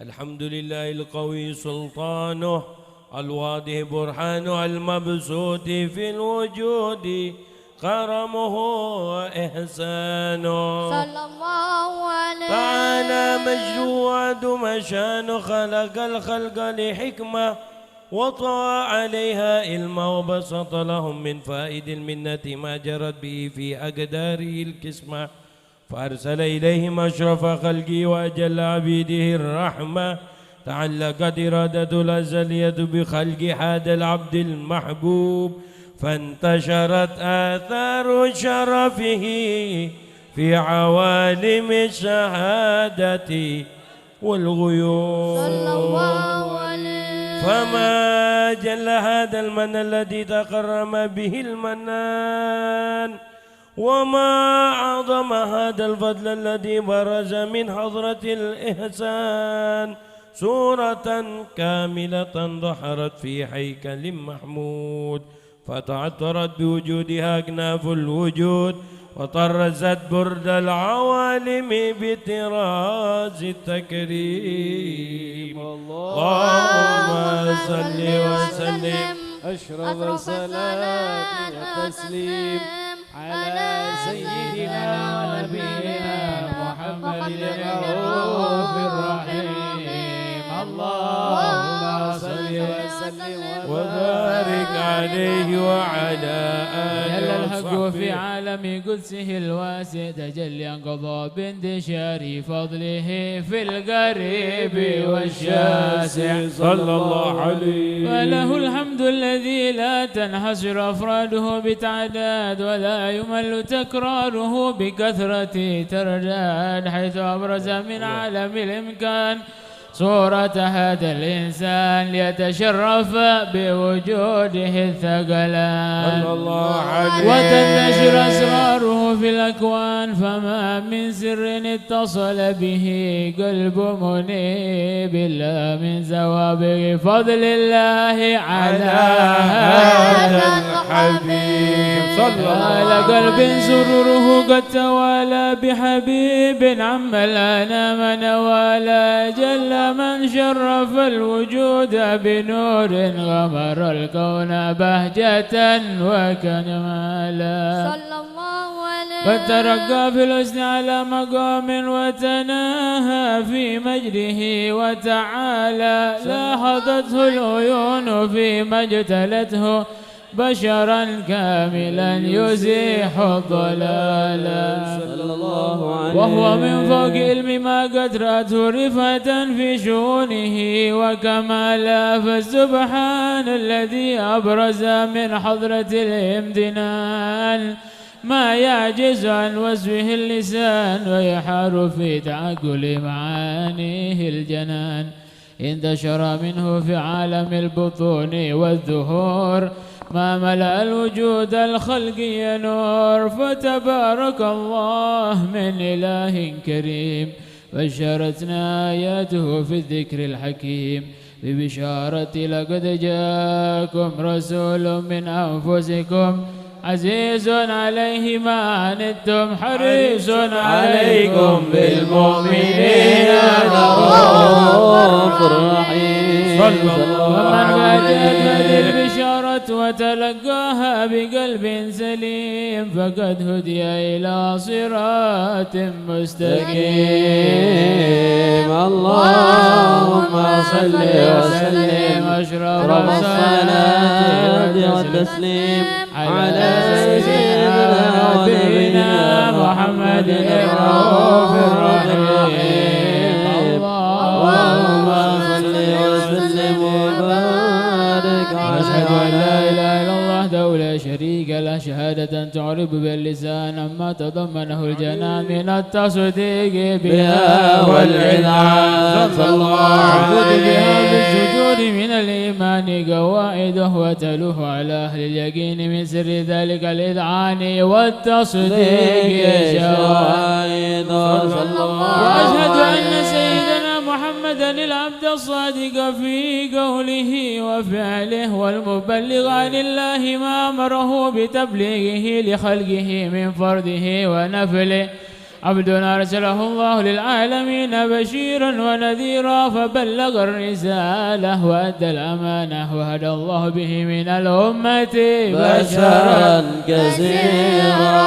كان في ظلمة الجهل مستبصرين سراجا وقمرا منيرا فما أعظمها من منة تكرم الله بها على البشر وما أوسعها من نعمة اندشر سرها في البحر والبر صلى الله عليه. اللهم صل وسلم بجل الصلوات وأجمعها وأزكى التحيات وأوسعها على هذا العبد الذي وفى بحق العبودية وبرز فيها في خلعة الكمال وقام بحق الربوبية في مواتن الخدمة لله وأقبل عليه غاية الإقبال. صلاة يتصل بها روح المصلي عليه به صلاة يتصل بها روح المصلي عليه به فينبسط في قلبه نور سر تعلقه به وحبه ويكتب بها بعناية الله في حزبه وعلى آله وصحبه الذين ارتقوا صهوة المجد بقربه وتفيأوا ظلال الشرف الأصلي بوده وحبه ما أطر الأكوان بنشر ذكراه نسيم. اللهم صل وسلم أشرف الصلاة والتسليم على سيدنا ونبينا محمد الرؤوف الرحيم. اللهم صل وسلم وبارك عليه وعلى آله. Buka halaman 68 yang pegang kitab munajat bareng-bareng. ألا يا الله بنظرة من العين الرحيمة. Dibaca bareng-bareng, keluarkan suaranya. تداوي كل ما بي من أمراض سقيمة. Yang keras. ألا يا الله بنظرة من العين الرحيمة. Yang keras. تداوي كل من أمراض. Lagi. ألا يا الله من العين الرحيمة.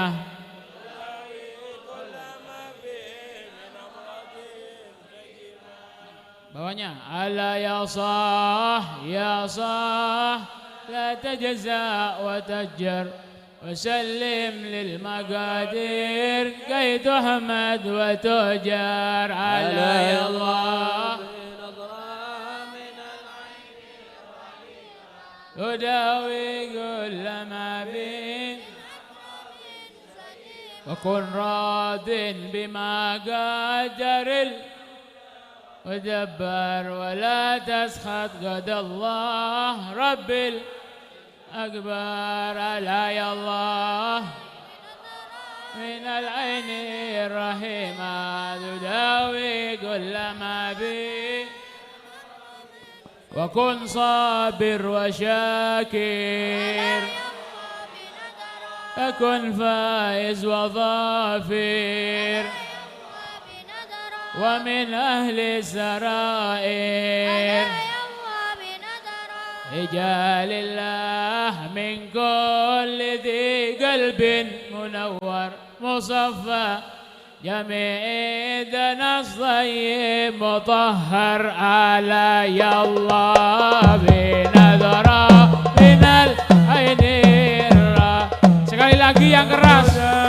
كل ما بي من أمراض سقيمة. ألا يا الله بنظرة الرحيمة تداوي كل terusannya dibaca bareng-bareng. Wadih dunia daniyah awal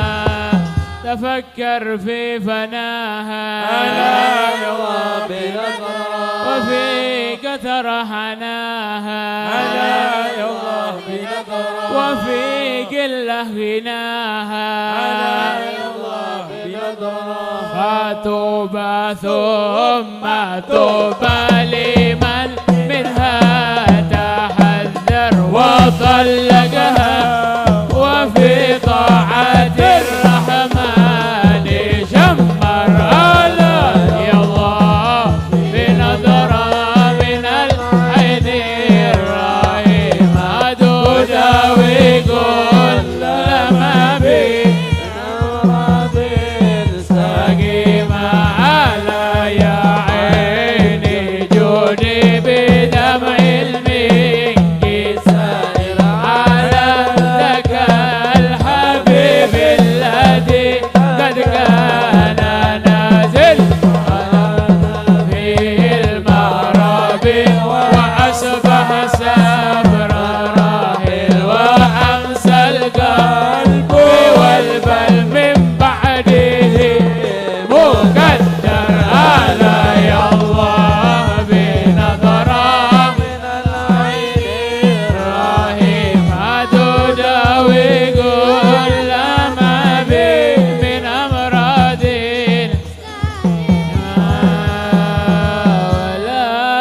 حسبي الله وكل الأمر لله ولا يبقى سوى الله على بشار جادت سحائب رحمة البر وحياه بروح الرضا ربي وبشر علي الله بنظرة من العين الرحيمة تداوي كل ما بي من أمراض سقيمة بها ساداتنا وشيوخ العارفون وأهلنا وأحباب بقلبي نازلون ومن هم في سرائر فؤاد باطنون بساحة يربوها من زكي المسك عطر علي الله يا رب العين الرحيمة تداوي كل ما من أمراض السقيمة منازل خير سادة ألا يلا لكل الناس قادة ألا يلا بنظرة محبتهم سعادة ألا يلا بنظرة ألا يا بختي من زارهم بالصدق وانظر إليهم معتني كل مطلوب تيسر علي الله بنظرة الرحيمة تداوي كل ما بي من أمراض سقيمة يا رب مكة وصفا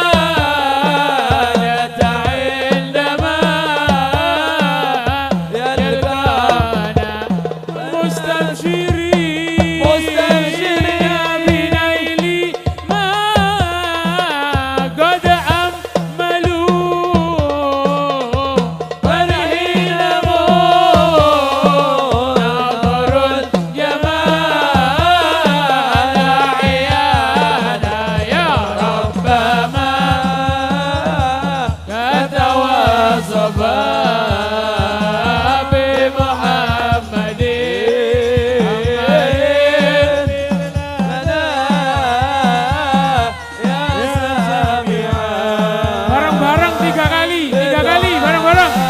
Ya Rabba Makkah was-Safa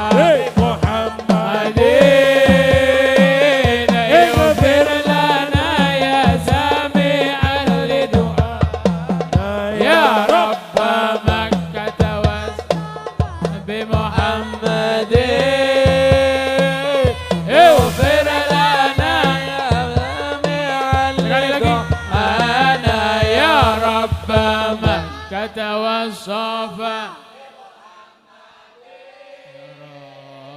اغفر لنا يا سميع لدعانا ثم الصلاة على النبي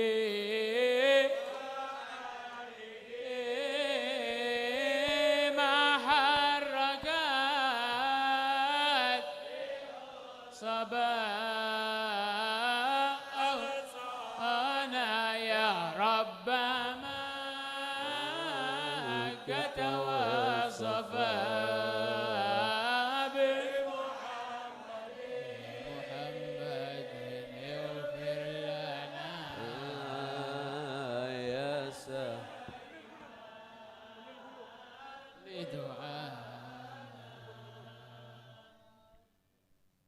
كل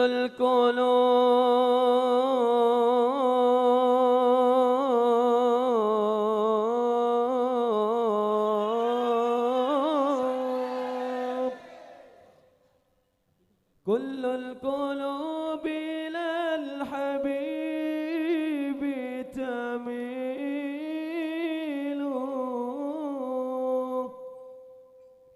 كل القلوب إلى الحبيب تميل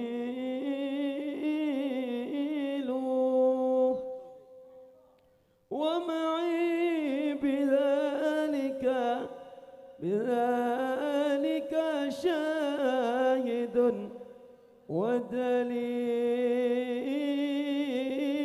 ودليل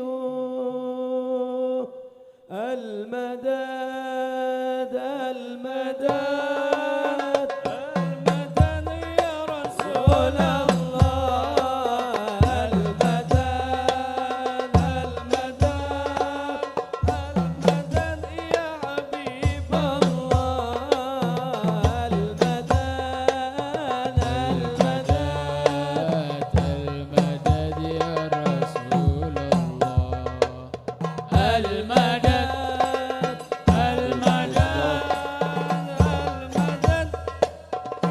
ربي فاجعل مجتمعنا غاية حسن الختام وعدنا ما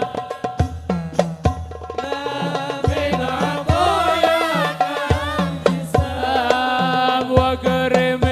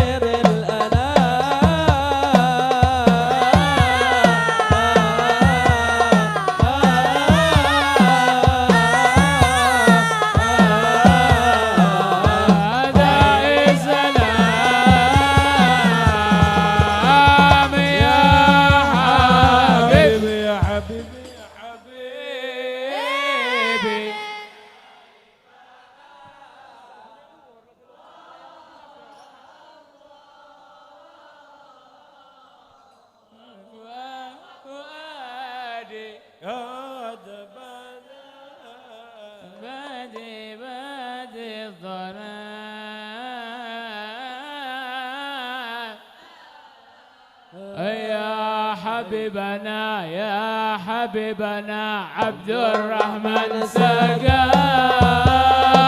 يا شيخنا يا شيخنا حريق العداد يا حبيبنا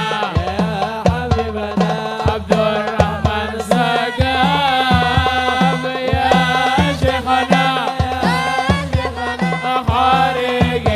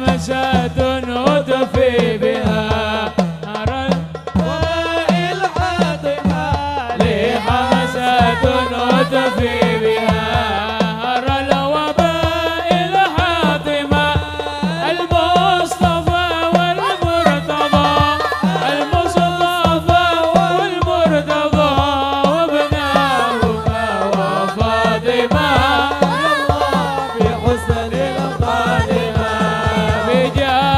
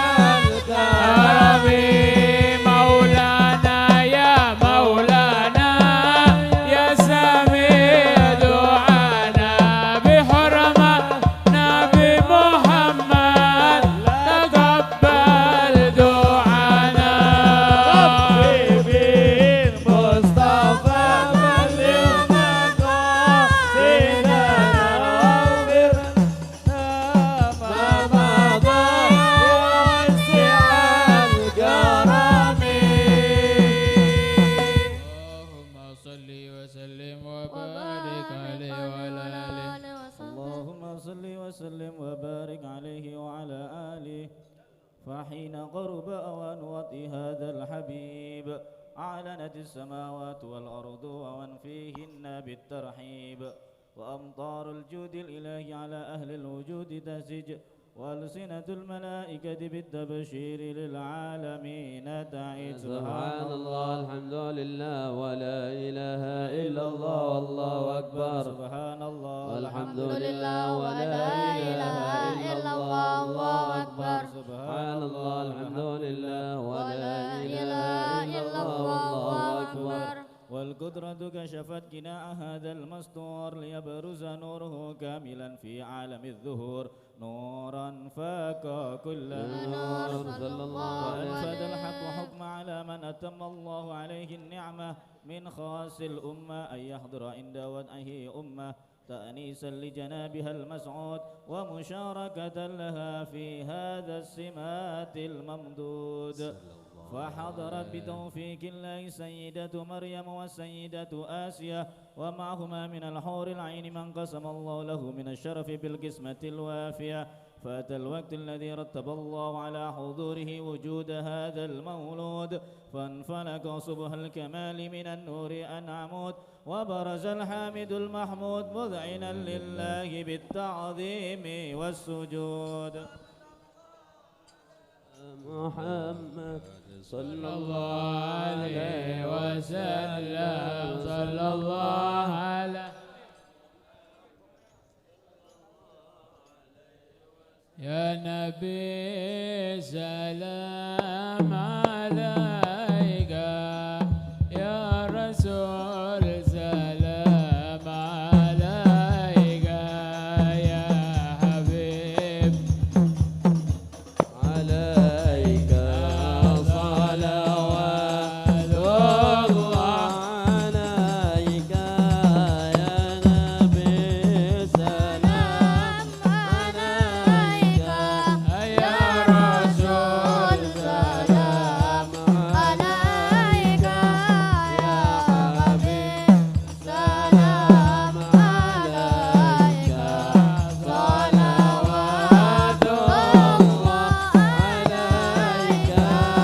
أشرق الكون بابتهاج بوجود مدولي أهل الكون أنس وسرور قد تجرد الله يا نبي سلام عليك يا رسول سلام عليك، يا حبيب سلام عليك صلوات الله عليك. اضربوا يا أهل المداني فهزاروا اليمن غاد واستضيئوا بجمالي، نفق في الحسن الله يا نبي سلام عليك يا رسول سلام عليك يا حبيب سلام عليك، صلوات الله عليك، ولنا البشرى بسعادة الله عليك، يا رسول الله يا أهلا بك إلا بك نسعد، وبجاهه جد وبلغ كل مقصد يا نبي سلام عليك، يا رسول سلام عليك يا حبيب سلام عليك صلوات الله يا رسول وصل على محمد. يا أهلا بك إلنا بك نسعد،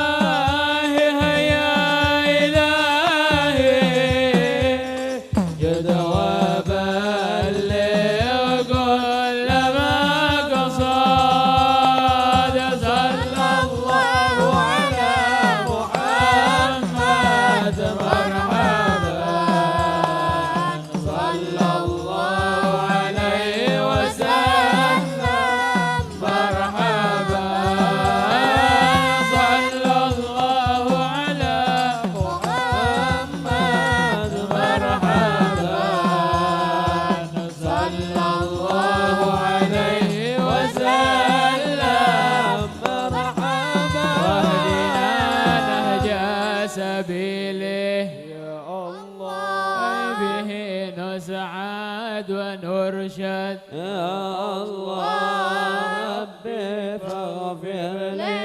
ذنوبي يا الله ببركات الهادي محمد يا ربي الله بلغنا بجاهه يا الله بجواره خير مقعد يا الله ربي فاغفر لي ذنوبي آمين ببركات الهادي محمد يا الله يا إلهي ومليكي يا الله أنت تعلم كيف حالي يا الله ربي فاغفر لي ذنوبي يا الله ببركات الهادي محمد يا حاجة في النفس يا رب يا الله واقضها يا خير قاضي يا الله ربي فاغفر لي ذنوبي يا الله ببركات الهادي محمد يا الله صل على علينا من ثنيات الوداع وجب الشكر علينا ما دعا لله داع طلع البدر علينا من ثنيات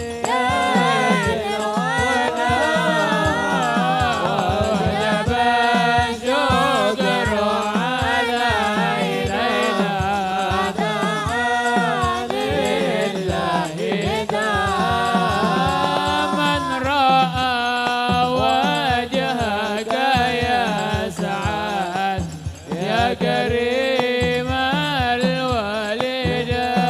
الوالدين حوضك الصافي المبرد وردنا يوم النشور طلع البدر علينا من ثنيات وجب الشكر علينا لله نتوسل بالحبابة والبتول المستطابة والنبي ثم الصحابة فعسى دعوة مجابة طلع البدر علينا من ثنيات الوداع وجب الشكر علينا ما دعا لله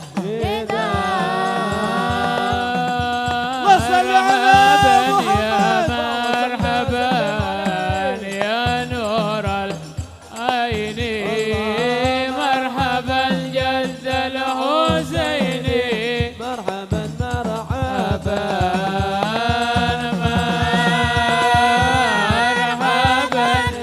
مرحبا يا نور العين مرحبا جد الحسين مرحبا مرحبا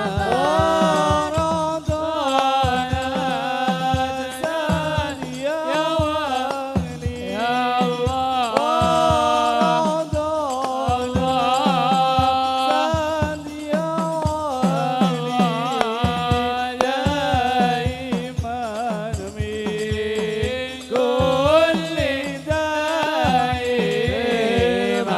مرحبا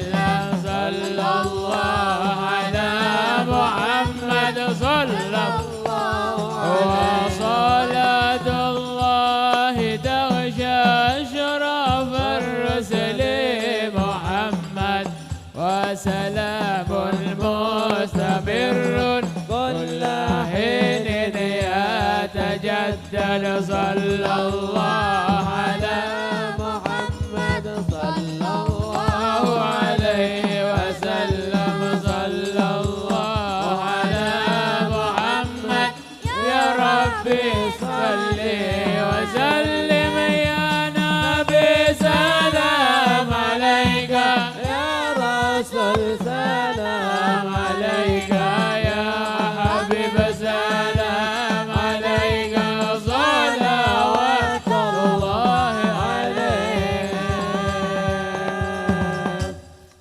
صلى الله على محمد.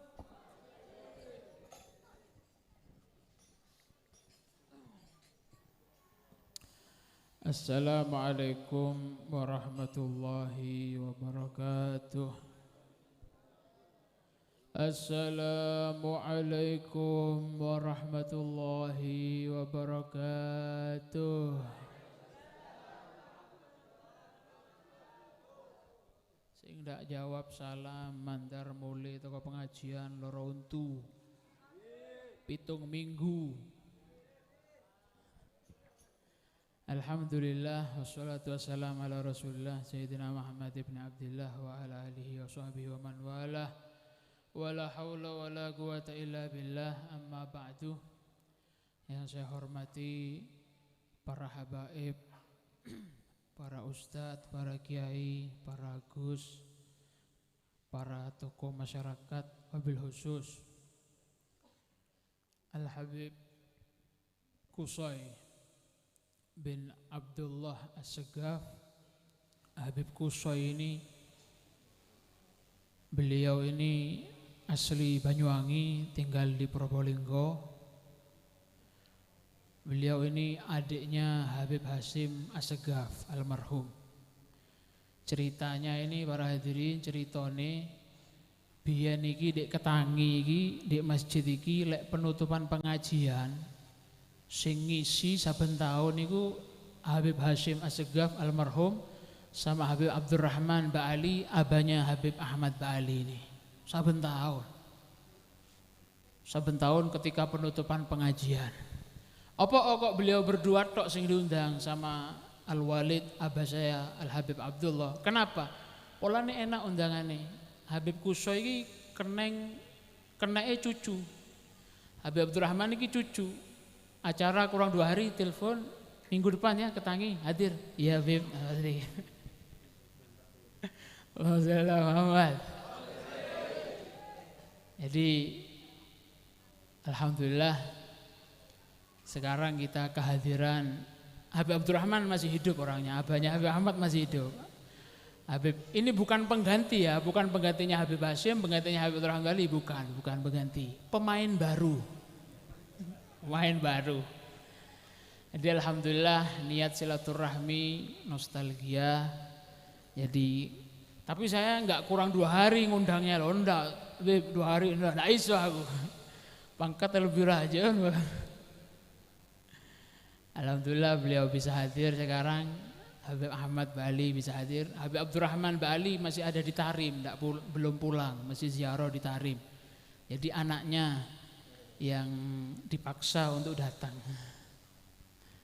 Nah ini beliau Habib Qusay As-Segaf, Habib Abdurrahman Ba'ali. Ada Ustadz Wahidi Alhamdulillah turun hujan. Bu, ngerem Bu. Masya Allah. Sarangan tak larang ya Bu.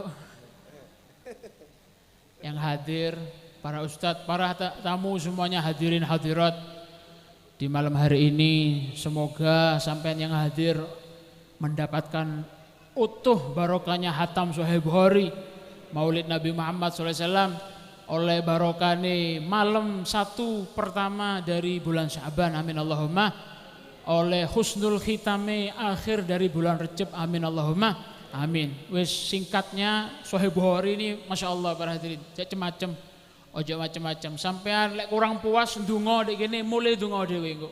Tawassul barokah Sahih Bukhari. Mandi. Sahih Bukhari ku mandi. Ndak mandi apa wong sing diwaca hadisnya Kanjeng Nabi. Para aulia ini banyak yang apa? Ndak sampai akal otaknya itu mau nerangkan ya apa Sahih Bukhari ku ndak tutuk.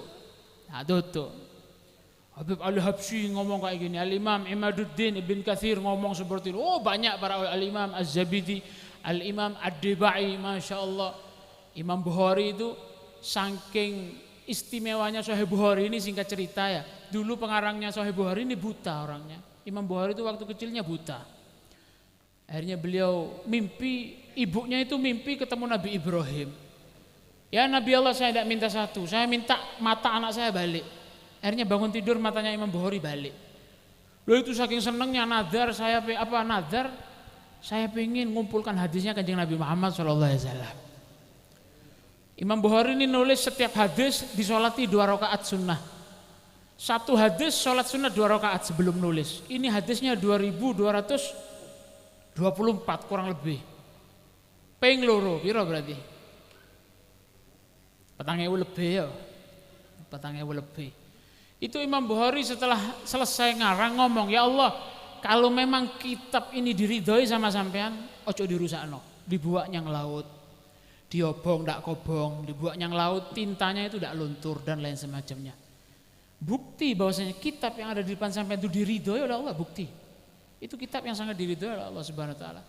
Tadi ada salah satu ulama yang menerangkan bahwasanya dinukil dari salah satu keterangan, ashahul kutub ba'dal Quran. Kitab yang paling sahih setelah Al-Quran Sahih Bukhari. Seumpama ada dustur, ada buku pedoman, kitab pedoman bagi orang muslim, Al-Quran tidak ada misalnya, maka yang jadi kitab utamanya Sahih Bukhari ini. Sahih Bukhari paling ketat penyelisihannya, paling koreksinya paling ketat Sahih Bukhari ketika ngarang itu Imam Bukhari. Tidak macam-macam nerima, dan itu Imam Bukhari. Mandi kitab itu mandi sampean. Donga dhewe engko lek kurang dawa donga dhewe di omahe, pakai bahasa sekarep, bahasa Madura, bahasa Jawa sekarep dhewe ya. Acara selanjutnya Mau'izatul Hasanah. Mari kita dengarkan Mau'izatul Hasanah. Beliau ini masih saudara sama saya. Jadi lek kumpul meneng di satu majelis khusyuk iku ndak asli. Kudu gelek wae. Jadi seperti itu. Pertama yang akan disampaikan oleh Habib Ahmad bin Abdurrahman Ba'ali, langsung nanti estafet dilanjutkan oleh Habib Qusay As-Sagaf. Harap bersabar ya, sedikit harap bersabar, insya Allah barokah. Insya Allah sampean pulang dari sini insya Allah membawa barokah yang besar. Saumpama ndak dirasakno ndek dunya, di akhirat pasti barokah uripe sampean. Saya ndak berani sumpah, saya ndak berani jamin, tapi pasti kalamnya para aulia ini ndak kira-kira. Aku ndak janjeni sampean mlebu surga, ndak, tapi insyaallah sampean mlebu surga oleh barokah Imam Bukhari. Walaupun ya dicuci dhisik sedhilu di neraka ya. Waktu selanjutnya saya pasrahkan kepada Habib Ahmad bin Abdurrahman Ba'ali, lanjut dengan Habib Qusay As-Sagaf. Allahumma shalli ala Muhammad.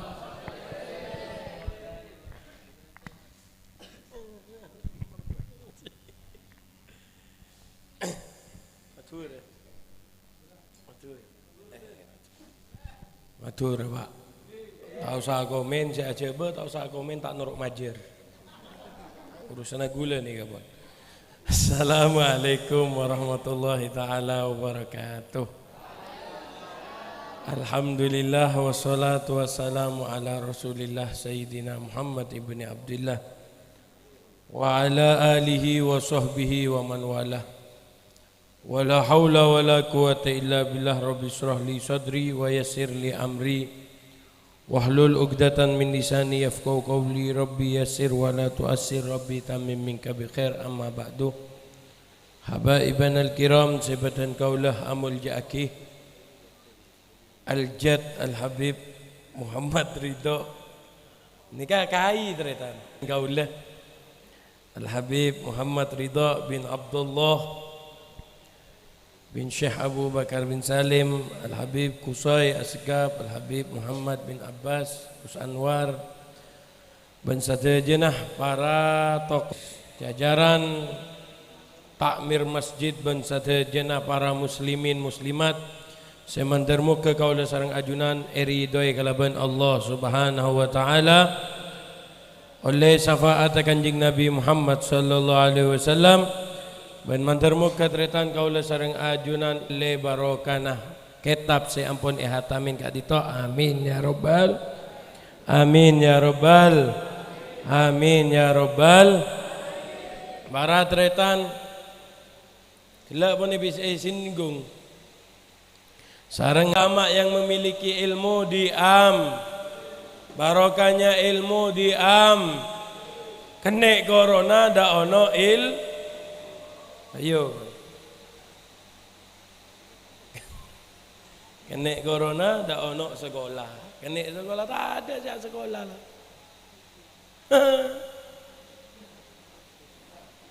Lah ini sudah tak usah nunggu nanti Pak, tak usah nunggu nanti, sekarang ini sudah nyampe. Barokahnya ilmu sudah Allah angkat sedikit demi sedikit. Coba lihat Pak, coba lihat, tak pati lambat, tak pati dulu je. Mun kok ngojak dulu kok kan kena bila. Lambat tretan apa? Nak kana dulu anak-anak ini biasanya apa? Sebelum maghrib harus ada di rumahnya, sholat berjamaah ada di sholat berjamaah ada di ngaji sama Gia, ngaji sama Haba. Sebelum maghrib sudah harus ada di rumahnya, sudah mandi, sudah bersih, sholat maghrib berjamaah. Habis maghrib apa? Duduk masih ngaji, tabarukan, meskipun ikro, meskipun tajwid, meskipun kitabnya Safina, meskipun yang dipelajari Aqidatul Awam, barokah. Barokah meskipun Safinatul aja. Segoni kadang dia enak amit tretan kelambin ini ke kancingnya kurang setung. Nggih. Padang lagi enak anu kelambin ambung. Cek. Padang muna pote jadi koning. Anapa? Ya benih mana apa berarti santrena tadi saya perhati. Iya benih. Tidak ada yang memperhatikan santrinya. Coba beli baju. Baju. Sarungnya kadang cek. Ada, tidak ada yang memperhatikan. Iya Banda. Lo sekarang mau maghrib berjamaah, anaknya disuruh maghrib. Nah, ayo sholat maghrib. Kadang bapaknya ini datang ke rumah jam 9 malam. Kadang bapaknya datang jam 8 malam. Anaknya disuruh ngaji. Ya Banda. Allahumma sholli ala Muhammad. Kadang habis sholat, habis ngaji, ini tidak langsung pulang. Habis nunggu Isya berjamaah. Setelah itu apa? Sudah gitu nginep, kadang dilanggar, nginep di masjid, nginep sampai subuh. Habis subuh masih wiritan, habis subuh apa? Masih sapu-sapu halaman rumahnya kiainya. Lo sekarang ya Allah, zaman sudah salsala yusalsilu salbut. Wasalsalan wa tak temu karona. Kiai loh Pak, Habib loh Pak. Orang alim di sampingnya. Masa bodoh, say hello. Oh kiai apa itu? Ilmunya sampai Safina. Hei bos, jangan tergiur sama orang dikit-dikit mengeluarkan karomah.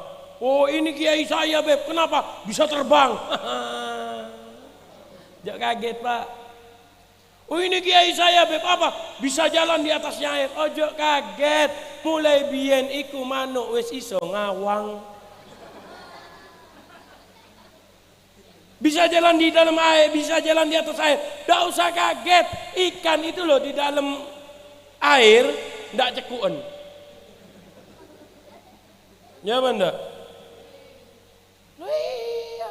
Oh dikit-dikit. Kiai langgar ini Beb. Apa ini kiai langgar? Tidak memiliki akal rasional dan intelektualnya cuma segitu-segitu aja. Iya salah. Lain Pak. Penceramah ini lulusan S1 Pak. Hampir Beb. Sallallahu Muhammad. Oh ini tambah Swiss lah ya. Sampai sekian, terima kasih.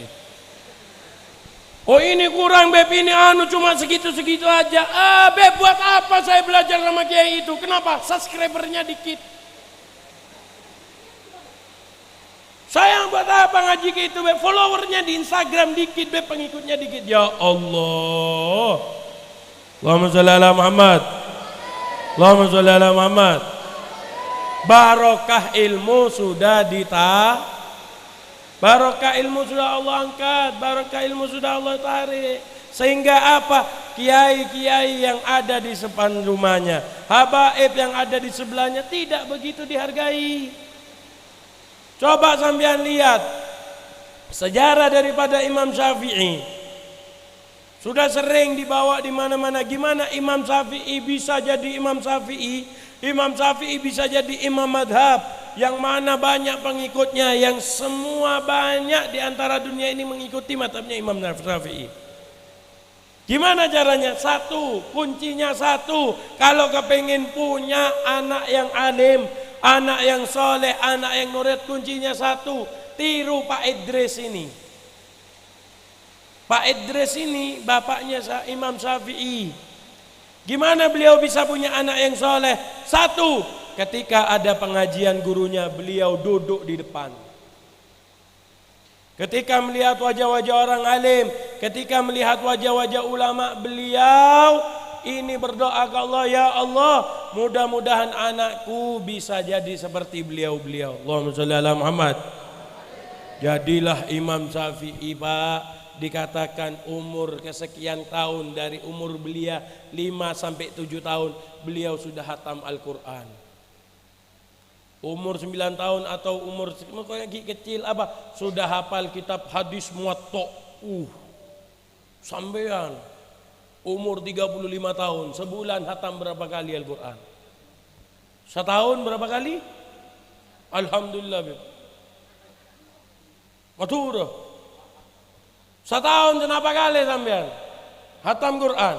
Alhamdulillah Beb, tahun nikah bulan hatam aki sebulan Beb 6 kali.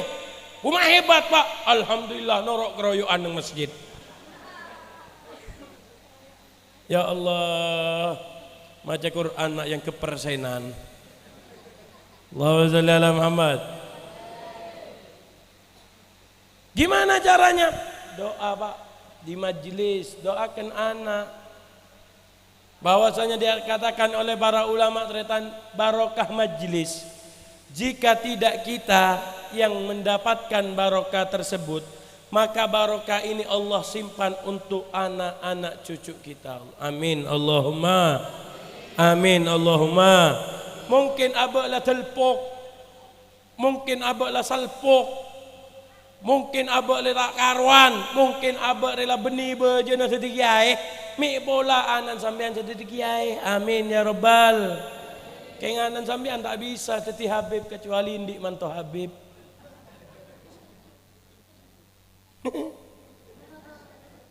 Tinggi. Mun anak bisa jadi kiai Pak, anak sampean orang Jawa bisa jadi kiai. Kor sampean hadir majelis, atua ke Allah minta ke Allah. Gampang jadi kiai. Untuk jadi habib repot seleksi kada. Ketat dan bibridok ni. Angel guys. Masalah Muhammad. Tinggi. Lah oleh karena itu saudara, ayo sekarang kepingin barokah ilmu. Hadir majelis, majelis laki. Tak berkembang. Majelis saya ikut tok. Sampai dia ambil itu hungkon teriak. Awak wis mari laku sehari-hari. Sororak-orakan gimun aja. Ayo minta ke Allah. Nembungkokan pada bayi. Pada Pak, pada. Atuan yang jempol, pada. Yang amit senyoto ke sobung. Dah apa atuan yang kanjen apa nyon barokan Imam Bukhari ya Allah. Lebat ring dalam Imam Bukhari ya Allah. Nah, Pak Kepang, cus.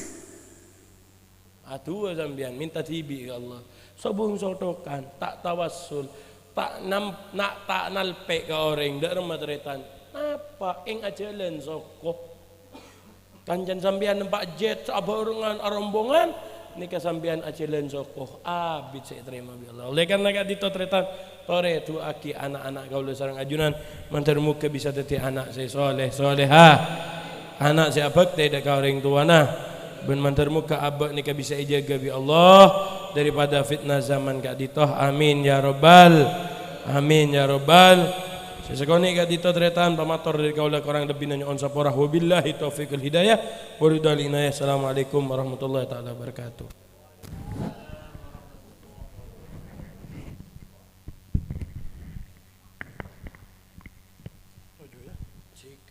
Lain bito kan mancing.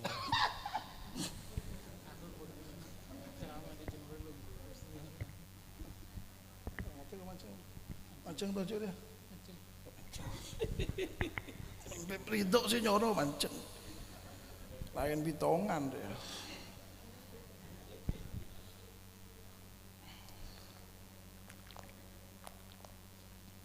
Bismillahirrahmanirrahim. Assalamualaikum warahmatullahi wabarakatuh. Bismillahirrahmanirrahim. Alhamdulillahi rabbil alamin. Wassalatu wassalamu ala asrafil anbiya wal mursalin Sayyidina wa nabiyyina wa maulana Muhammad al-mab'uthi rahmatan lil alamin wa ala alihi at-tayyibin at-tahirin wa ala ashabi ghurril mayamin wa ala tabi'in wa tabi'in wa man tabi'ahum bi ihsanin ila yaumiddin. Subhanaka la ilma lana illa ma 'allamtana innaka antal alimul hakim. Rabbi shrah li sadri wa yassir li amri wahlul 'uqdatam min lisani yafqahu qawli. Wasaddid lisani wahdi bihi qalbi bihaqqi sayyidina wa nabiyyina wa maulana Muhammad wa sahbi wal ali. Amma ba'du. Para habaib satajanah para habaib sebatan kula muljaki keluarga cucu dari Rasulullah sallallahu alaihi wasallam, khususnya Habibil Ustadz Muhammad Ridha bin Abdullah bin Abi Bakar bin Salim, Habibil Ustadz Ahmad bin Abdurrahman bin Alawi bin Ahmad Ba'ali, Sayyid Al-Habib Muhammad bin Abbas bin Syekh Abi Bakar bin Salim, yang mudah-mudahan beliau-beliau selalu dijaga oleh Allah Subhanahu wa taala. Guru-guru kita, para kiai, khususnya Gus Anwar Gus Ja'far, Al-Ustadz Suyuti, Al-Ustadz Hamid, dan beserta guru-guru kita yang lain yang mudah-mudahan Allah berikan kesehatan pada beliau. Sateja keluarga besar Majelis Ta'lim Jalsah Rebuan datang ke muslimin, muslimat, mukminin, mukminat, laki, bini, tua, ngodah, lanceng, paraben, sehadir malam samangken, malar manter, malar muka, sami-sami ngaule kemuliaan dari Allah Subhanahu wa taala. Malam manter o cena aing malam samangken tetia o cena maghfirah ka angkoi ku lebih sambian. Celepa aing tetia celepa baki eswarga. Amin Allahumma amin. Para hadirin, para rabu sesami mulja. Langsung begi pun 9:30 nih kakang. Tak usah mukaddimah. Panjenengan tojuk pun bekreng mereng bolana. Ulah ngerti tak oning maina bedengakan napunten tak oning. Saja manusia nih kaki, setiap manusia ini pasti menginginkan kebahagiaan. Siapapun saja orang ini kan terus senang, terus bunga. Tada orang terus saro tada. Kok mah terus sompek kaya tada. Tidak ada orang pingin apa sompek itu apa ya? Kepikiran sumpek. Tidak ada orang yang pingin tidak senang, tidak ada. Cuman permasalahannya mencari kesenangan itu yang repot. Kalau pingin bahagia, itu semua orang pingin, siapapun. Para habaib, para kiai, jenengan yang sugih, yang miskin, yang punya pangkat, yang tidak punya pangkat, yang punya jabatan, tidak punya jabatan, semua pengen bahagia. Cuman permasalahannya nyari kebahagiaan itu bagaimana? Banyak orang mencari kebahagiaan dengan kekayaan, padahal kekayaan tidak membahagiakan kita. Jenengan lek tidak percaya pak, sampai kalau tidak percaya, mon tak percaya. Mon apa ngerasa orang sokiria nyaman, panjenengan mon tak percaya, coba entar ke dokter spesialis jantung loh, entar ke dokter spesialis penyakit dalam, saya tojuk disa, ringki soki pak, saya nombak Innova, nggak berito, bang,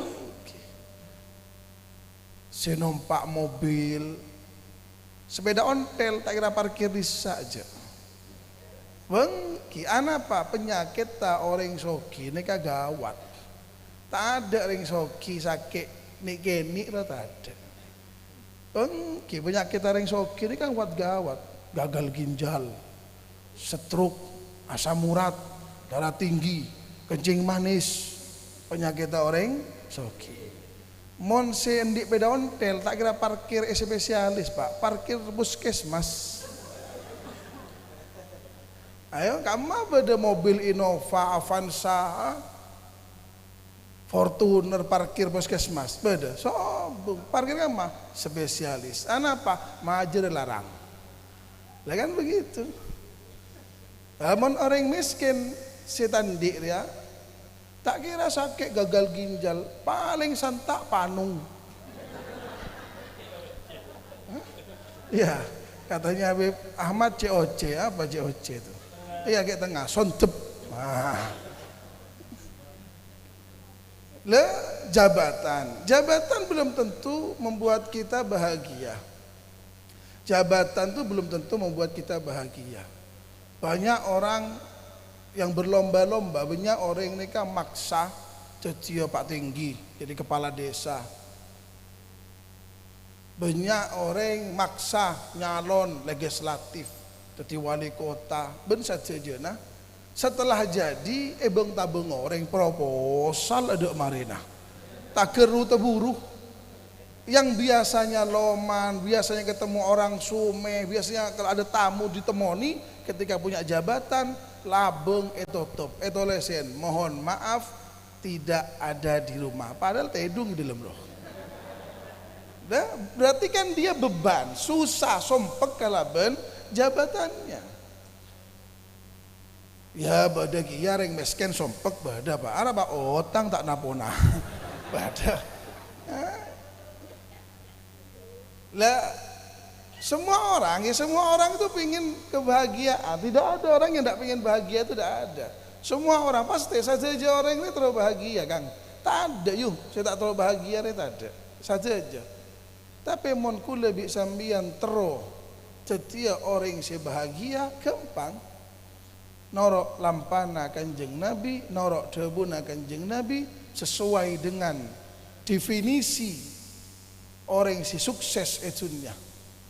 Abak ni kata tan mentero sukses etunya kan kau tu akacah, kau tu bercermin kepada orang yang sudah sukses. Panjenengan mondi teretan di tatang kendi toko raja, pas abak tero di toko raja kia, ya ajar dem acara ben modal berempas ben. Gimana bukanya, gimana akuntansinya, gimana ngelolanya, belajar. Saya dan jenengan kalau kemudian punya orang yang punya teman yang jadi petani sukses, nanam jagung biru tak toman pote, nanam padi koneng tak toman celeng, nanam bebeng tak ada olahan segala. Kalau kita punya teman seperti itu, kita belajar berkaca. Lah begitu pun juga urusan kesuksesan di dunia dan akhirat, kita punya kaca. Sebagaimana ketika kita hidup, ayo siapa ya? Saja aja nih, semua yang hadir, siapa si bengkona tandi kaca? Siapa? Ada yang tidak punya kaca di rumahnya? Semua punya. Kenapa? Karena kaca itu penting. Mau soroi agaca, angkui songkok agaca, masang kancing agaca, bu ibu abedeen agaca, masang dosi, sidos agaca. Lipen lipstick kaca. Coba Pak bina sambian umpama pinter bermake up soro abedaan tak usah kaca, mau tak tebel salajo. Lah kaca itu penting. Lah ketika kita ingin bahagia, berkaca dengan orang yang sudah sukses, yang sudah bahagia. Siapa? Rasulullah sallallahu alaihi wasallam. Apa daunnya beliau? Innas saidah liman janabal fitan. Siapakah orang-orang yang bahagia, kata Nabi? Siapakah orang-orang yang bisa mendapatkan kebahagiaan itu? Orang-orang yang jauh dari fitnah. Inna sa'idah, sesungguhnya orang-orang yang mendapatkan kebahagiaan adalah orang-orang yang jauh dari fitnah. Apa fitnah ini? Fitnah ini katretan, fitnah ini saudaraku bukan orang yang dirasani orang tapi enggak melaksanakannya, bukan itu. Fitnah ini adalah pemberian atau ujian yang Allah berikan kepada kita dan kita tergoda kepadanya sehingga kita semakin jauh dan semakin jelek. Itu namanya fitnah. Fitnah ini bukan kita dirasani orang tapi kita enggak mengerjakannya, bukan itu. Itu fitnah makna kecil. Tapi fitnah dalam makna Islam, dalam makna yang luas, ketika kita diberikan ujian oleh Allah, diberikan sesuatu oleh Allah dan mendapatkan sesuatu itu, kita bukan tambah dekat kepada Allah tapi tambah jauh. Itu namanya fitnah. Apa? Banyak. Allah berfirman, inna amwalukum wa auladukum fitnah. Harta itu bisa jadi fitnah. Semakin bertambahnya harta, malah semakin jauh dari Allah. Banyak contohnya teman kita, tetangga kita, saudara kita punya toko 2x2 tidak lebar, isinya ya beras, gula kecil. Tapi ketika adzan zuhur, Allahu Akbar, tertulis di atas toples sedang sholat. Itu orang mau beli, si sholat, balik. Asar, Allahu Akbar, tertulis sedang sholat. Terus begitu. Kenapa? Ya tadi saya meleru Pak Tukun Geni. Kan tokonya kecil, jadi jarang yang beli sholat. Lah kemudian 2-3 bulan 4 bulan diberikan kelancaran dunia oleh Allah, sehingga sedang sholatnya hilang adzan duhur asar, tetap di toko, tidak berangkat ke masjid. Kenapa? Rame dengan orang beli. Harusnya dia dekat kepada Allah, tapi tambah jauh, berarti hartanya adalah fitnah. Anak ini fitnah. Makanya jenengan kalau baca doa, saya dan jenengan kalau baca doa khutmil Quran, pasti dilanjutkan dengan doa birrul walidain. Kalau kita khatam Quran pasti baca doa. Setelah baca doa khatam Quran kan pasti baca doa birrul walidain. Di antara bait-bait doa birrul walidain tertulis sebuah bait, ya Allah, ampunilah dan rahmatilah orang tua kami yang meninggalkan segala perintahmu karena sibuk untuk mendidik kami. Kan ada bait seperti itu. Lah anak ini bahaya. Kadang ibu-ibu Pak, yang kalau bapak-bapak mungkin jarang, ibu-ibu yang bahaya itu. Ditanya oleh Habib Ridho, ayo Bu, timbang nganggur di rumah, hadir jalsa rebuan,